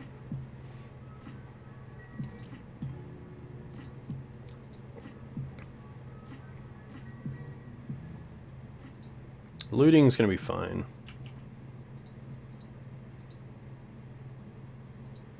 To be fair, if they're playing Cabal Therapy, I should have probably responded to this with Swords to Plowshares, so they couldn't get rid of my planes by sacking the Ashen Rider to Cabal Therapy before I had priority to actually cast the Swords to Plowshares. We play Thoughtseize, okay. Alright.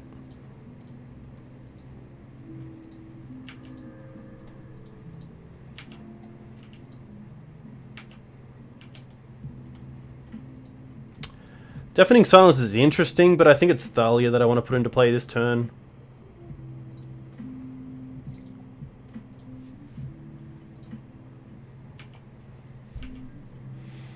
It also means next turn we can Wasteland and Deafening Silence, or Flickerwisp and Wasteland, but I assume they have a Reanimate spell here for maybe Elish Norn.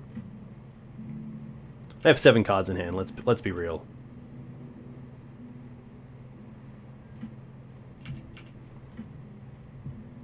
Oh, interesting.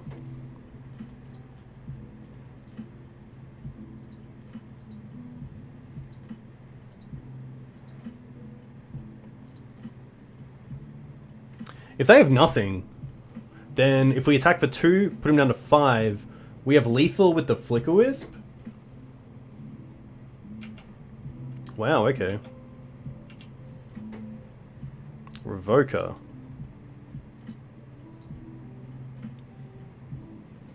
I definitely like attacks first.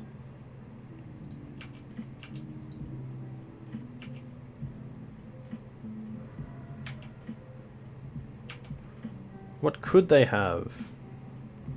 I think the plan is to play Wasteland, play Wisp, flicker the Wasteland, and then Wasteland and end step.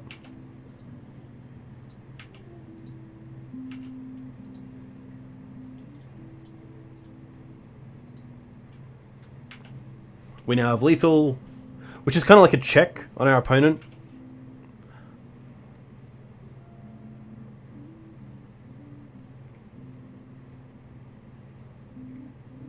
Rough, okay.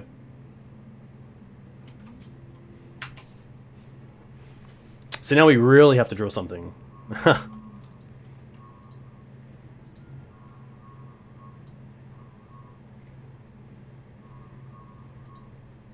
Okay.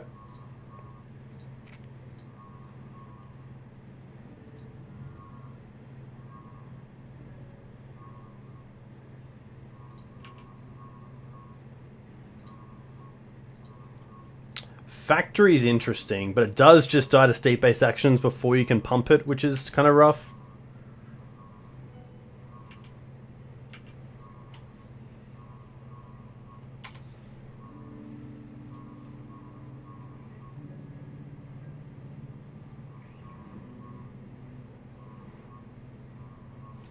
So we do have mana to cast Palace Jailer if we draw it, which would be pretty nice. Looting here means they can't cast anything else, which is actually quite nice, but it's definitely not over. I guess we could draw into Karakas and just win the game on the spot. Because we could return the Elishnorn and activate our factory and go for it. Wasteland. I think I like taking them off green here. I don't think the Wasteland is doing much for us.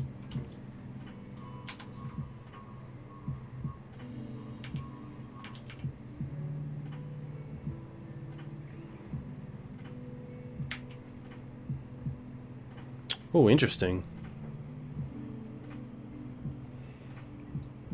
I guess we can Wisp.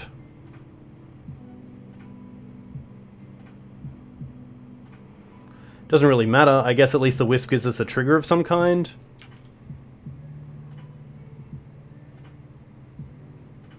I don't want to Wisp the Elishnorn because then they keep it forever.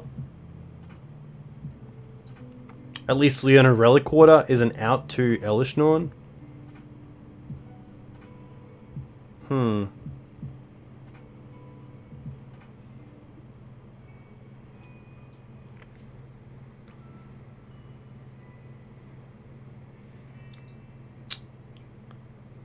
gonna hit the Animate Dead. It means they can't attack for 3 this turn. And they most likely just get the Elishnorn back anyway and not the Chancellor, so at least that gives them a decision.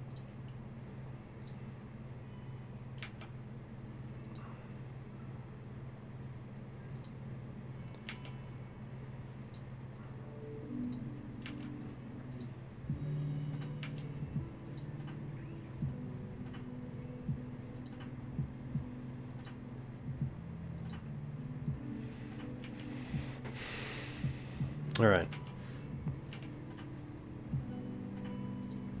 A little bit late, mate. That's just game. We can't come back from them hitting even once, so... Oh no.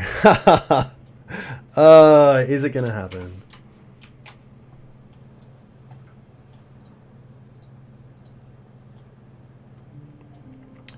Hopefully not. So we've played against Reanimator twice, Bug Hogaak, and Omni. So definitely a lot of combo. I don't think the matchups are that bad, but another combo deck would be pretty interesting. It'd actually be kind of nice. I kind of hope it is a combo deck, just so it's 5 combo decks, done and dusted, go to bed, have a good night's sleep. But if it's Delver or like the Mirror, then you know, it feels a little bit different.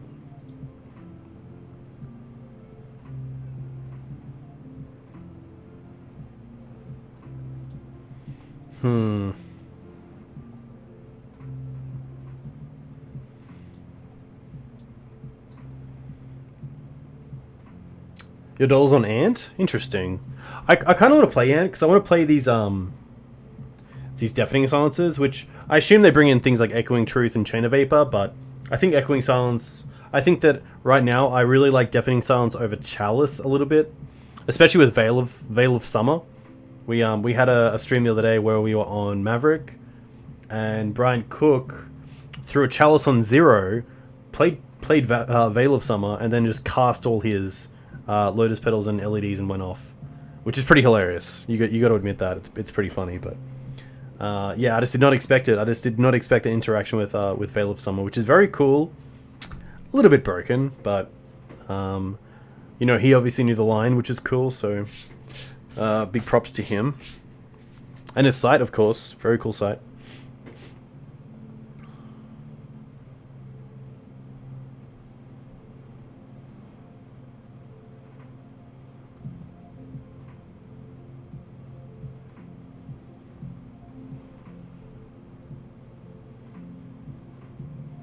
Just a lot of fast decks today. Even Hogaak, especially with the 2 Hedron Crab starts, and the like triple fetch land is just brutal. Like, we can't keep up with that. I've hardly had a turn 3, like an actual turn 3. Q-Puff, okay. See how our hand looks. This is fine. Turn 1 Vial, turn 2 Port, Wasteland as well as interaction. I'm going to keep this. Protection in Mum, and then also a Thread in Thalia is really nice. Oh, a Forest. Okay, lands. Not the worst. But I kind of feel like we have to go for...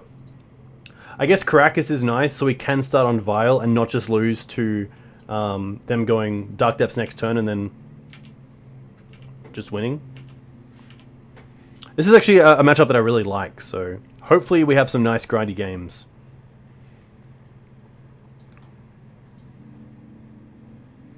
Another stage, Wasteland, okay.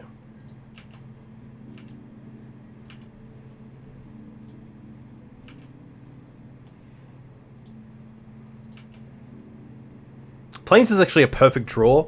I don't want to play the Port because they have the Wasteland, and I don't want to play the Wasteland because they have the Wasteland. So if I play Wasteland here and then just waste it, if I try to go after a stage, they can copy a basic and the Wasteland will fizzle. So I'm just going to go for the Plains and pass. Ooh, unless if they have crop rotation, then it's just game.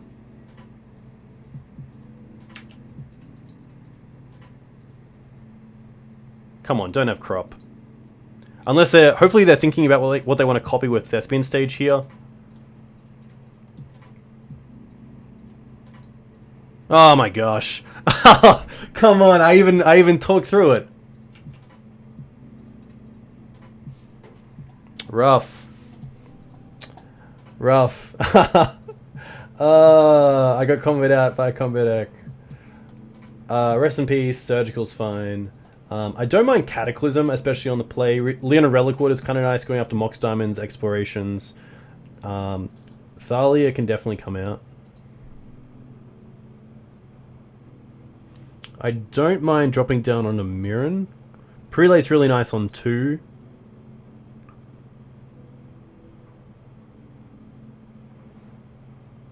Swords, I actually like Path over a sword.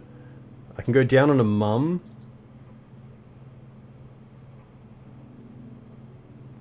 Stoneforge can most likely come down to 2. I'm pretty happy with that. I want to keep my mana base. So let's just go with this. Council Judgment's interesting, but...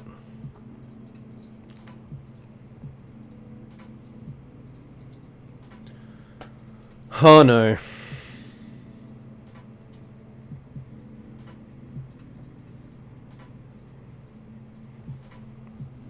Basically Belcher? Yeah. Basically Belcher.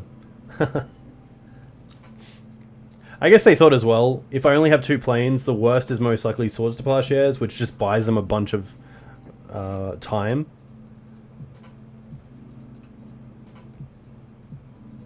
That was really rough.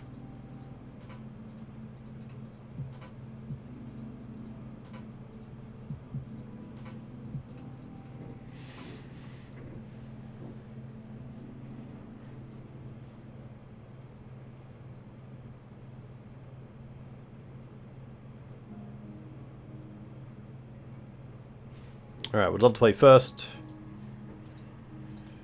Ha! No. Okay.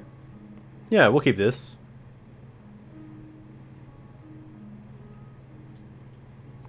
I'm going to bottom the Batterskull, because I'm going to probably surge it with Stoneforge.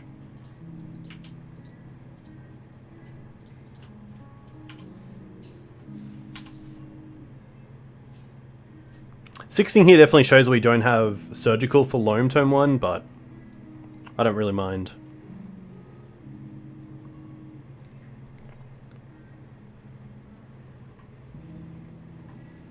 Reclaimer, okay. That's a pretty great swords target.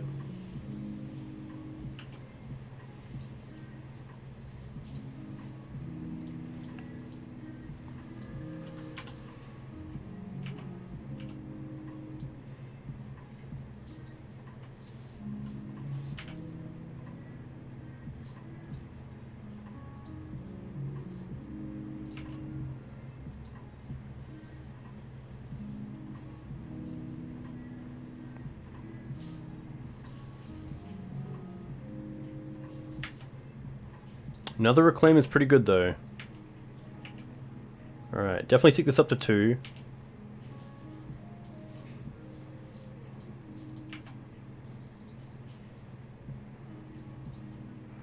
Thalia is actually really nice. I'm just going to tap out with basics here for Thalia. And pass.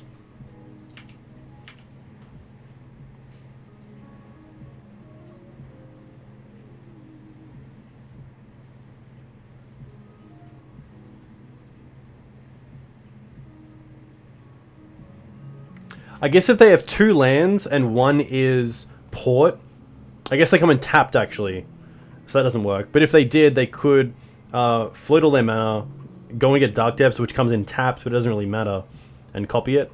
But Thalia actually stops that because the lands that they most likely have in hand come in tapped this turn.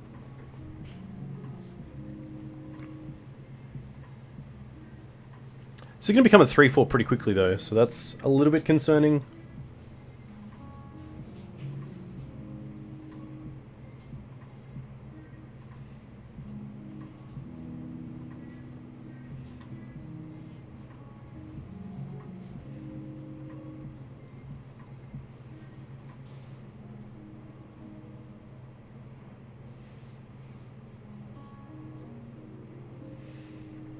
I wonder if the play is even just to get Jitte. Because I can attack into this, and even if it's a 3/4, we can get counters before anything else.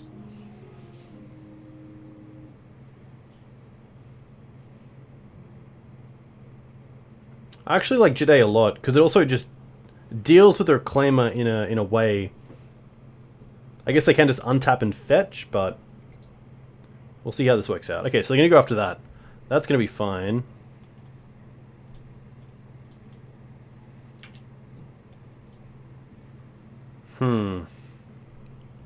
So this is the age-old question. I think if they tapped out, I'm pretty happy to get Jitte and see how this goes. Because it definitely looks like they have nothing. And they have no green mana open either, so they can't even...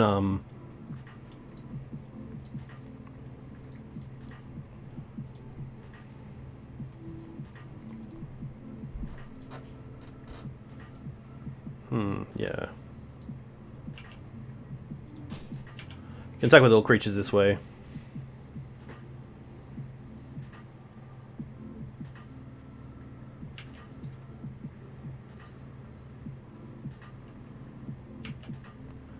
Interesting that they blocked, because now I just get to use 1 less counter.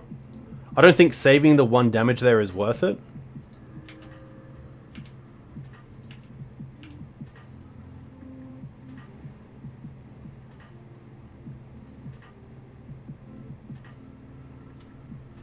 That's an interesting block. Library's going to be fine.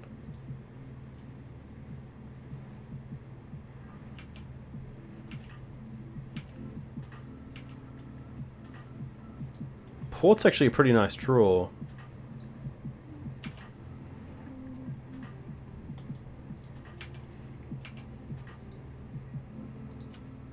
Do I play Paper Legacy? Yeah, I do. Brisbane's got a pretty good Paper Legacy League, or Paper Legacy community where I'm from. So I have Legacy Maverick, and then I've got a few lender decks. So I have Death and Taxes, I have Ant, I have Blue-Red Delver, Blue-White Miracles, Blue-Black Death Shadow, Eldrazi Post, and Burn. I'm just going to keep the Revoker back for now. I'm not too sure what I want to name.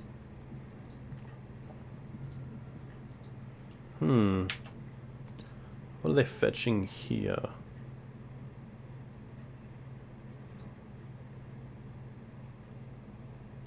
What's Bomberman? Bomberman is a pretty sweet deck. I'm going to get rid of this Trop for now. They might have Oko. That is a lot of decks, yeah. I am. I've definitely sort of started to trade away. Ooh, they have a crop rotation. That's actually a little bit annoying.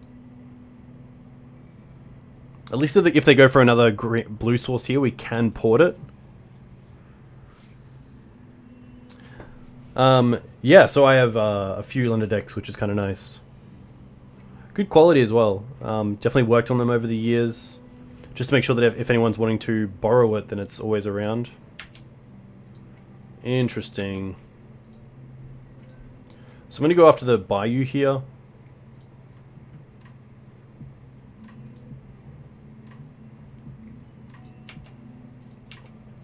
The Karakas is already kind of tapped because it's definitely targeting this Thalia. So we'll see what happens here. Bomberman is based on a combo between Auriok Salvages, LED, and then something like Pyretic Spellbomb or Walking Ballista. So pretty much with Auriok Salvages and Lion's Eye Diamond, you can sacrifice it, get 3 colors, and then for a white and 1, Bomberman allows you to put a artifact, I believe it costs 1 or less, from your graveyard onto the battlefield. I'll have to have a look.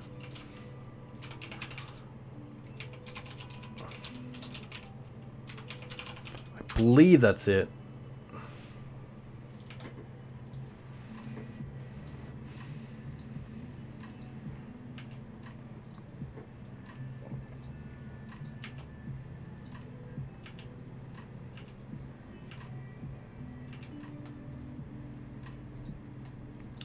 Prelate. Interesting.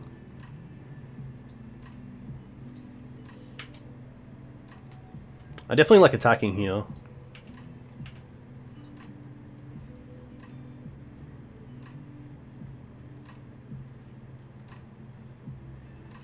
Then we can just pump this twice.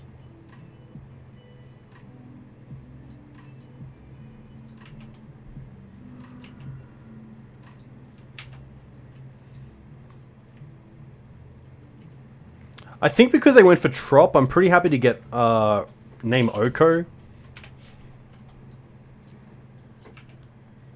And then just pass.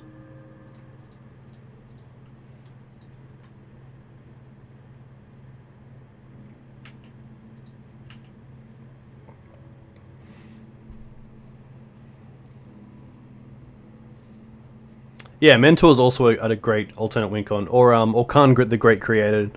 To go and get some, you know, a win condition like Microsense Lattice.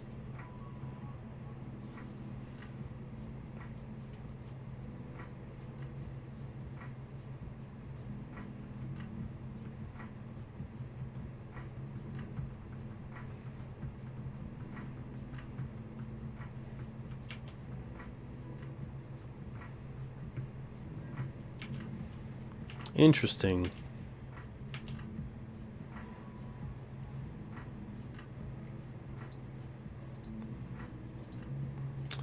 I think I'm happy just leaving this.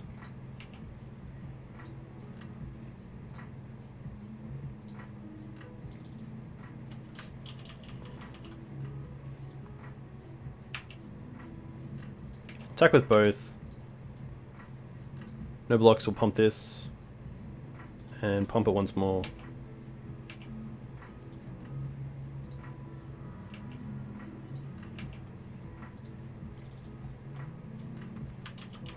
I wonder if I care about playing Prelate. I think I'm happy not to play Prelate and just hide it for now.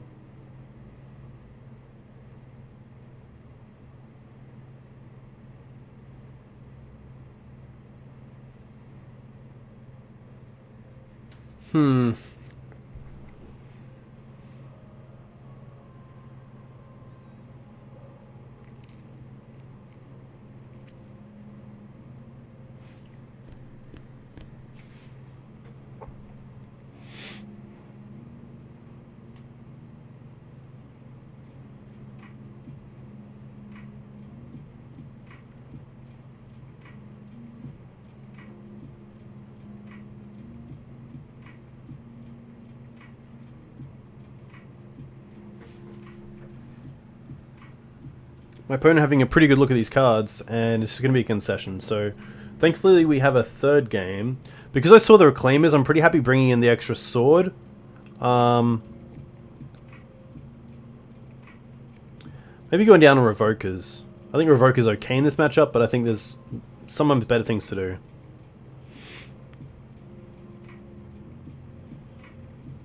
Especially if they're bringing in Tireless Tracker as well, then I'm pretty happy to have the extra removal spell.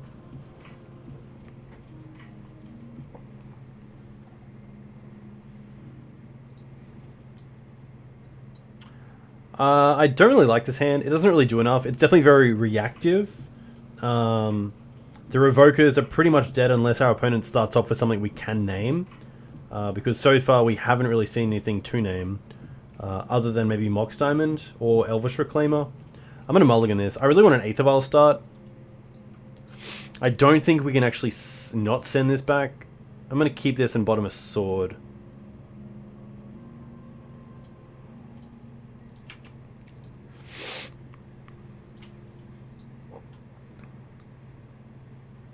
Tough though.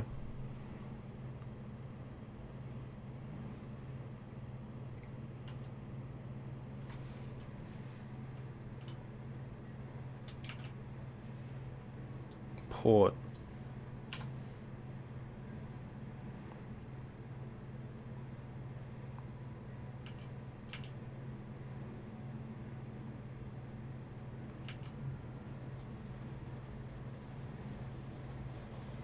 This might be Oko, which would be pretty nuts.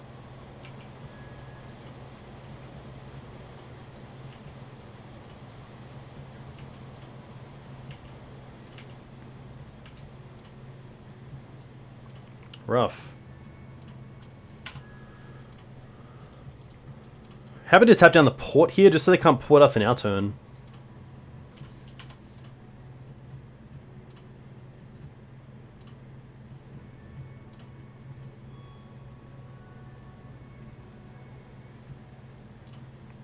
Oko with Sylvan Library is pretty good. I don't know if we can beat that.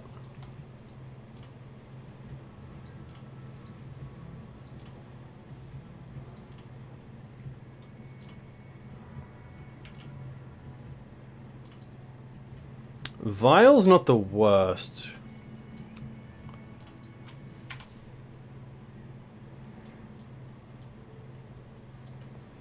I'll try to keep them off their island, their trop for now. Just keep them off one color.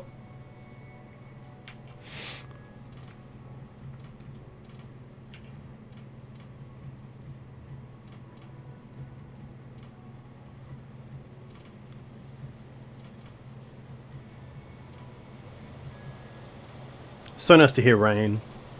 It's been pretty warm in Australia, especially I'm sure most of you have heard about the bushfires, but yeah, the rain's around for a little while, which is really nice.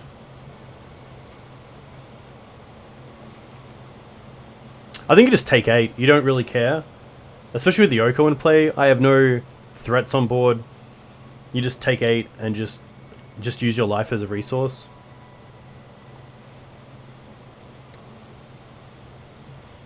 Yeah, so even just taking 4 there, I think you definitely take 8.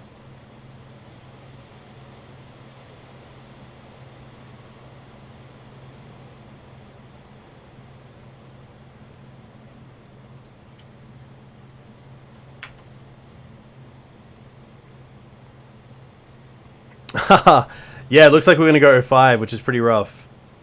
We have played against... Hey, Graham, welcome. We've played against Black-Red Reanimator, Mono-Black Reanimator, Omnitel, and Bug Hogaak.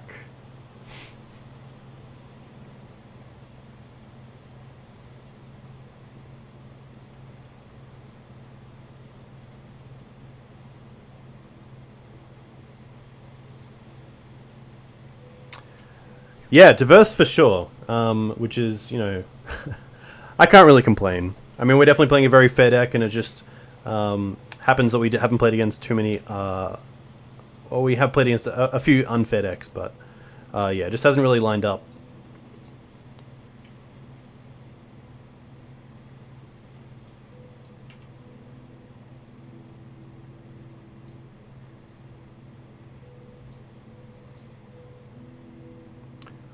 Don't know what my opponent's thinking here. Maybe they want to tap down something.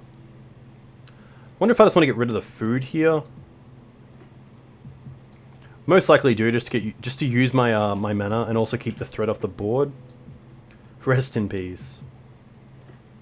I guess we can play Factory. Should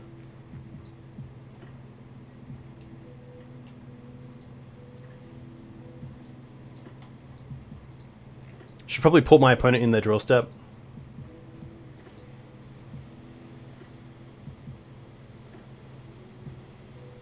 I'm actually pretty scared of prime time here. You went 3-1 at the weekly? Very cool. Were you playing Bant Miracles or were you on Food Chain?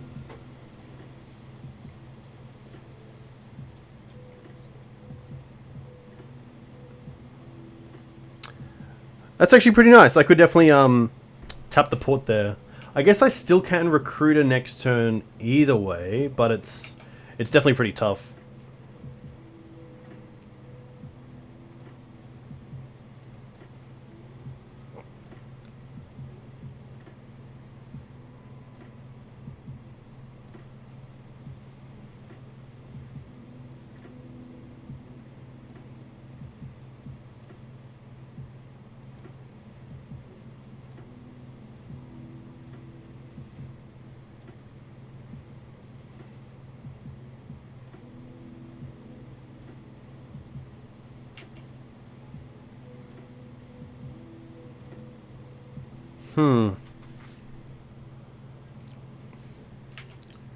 Looks like just a pass.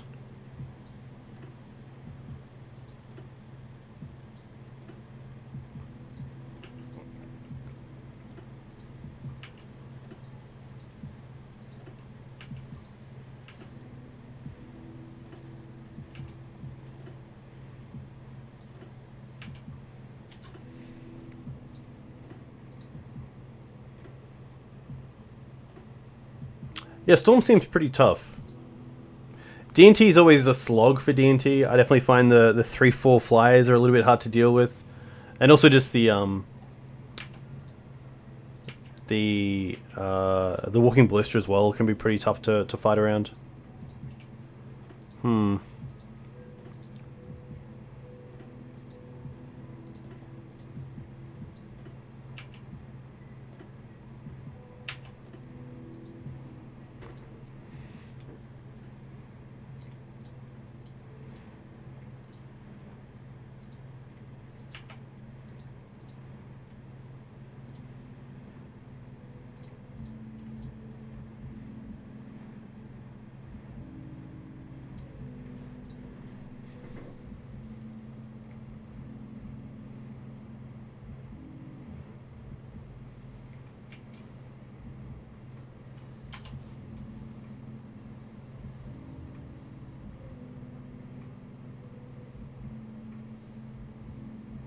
Decays are pretty good.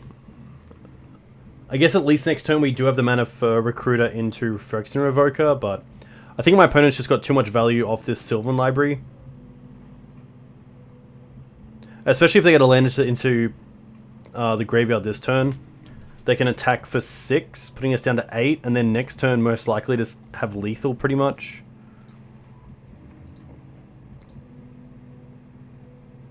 Oko is just a nuisance. It really takes me away from the game plan that I want to be playing.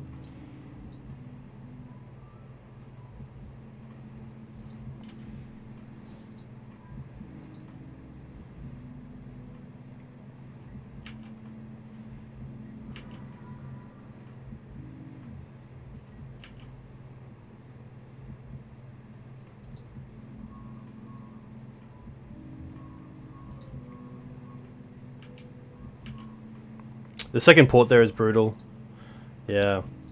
Unfortunately, I don't think we have a way out there. So it's gonna be it's gonna be an 05. Which, you know, isn't the worst. I don't know what to say. I don't know what to say. I think the list was fine. I think we just hit some rough matchups and it just didn't line up well. You know, Death and Taxes is definitely heavily reliant on the hand you keep. Sometimes you just don't draw onto the right side of the deck, and I think that really happened tonight.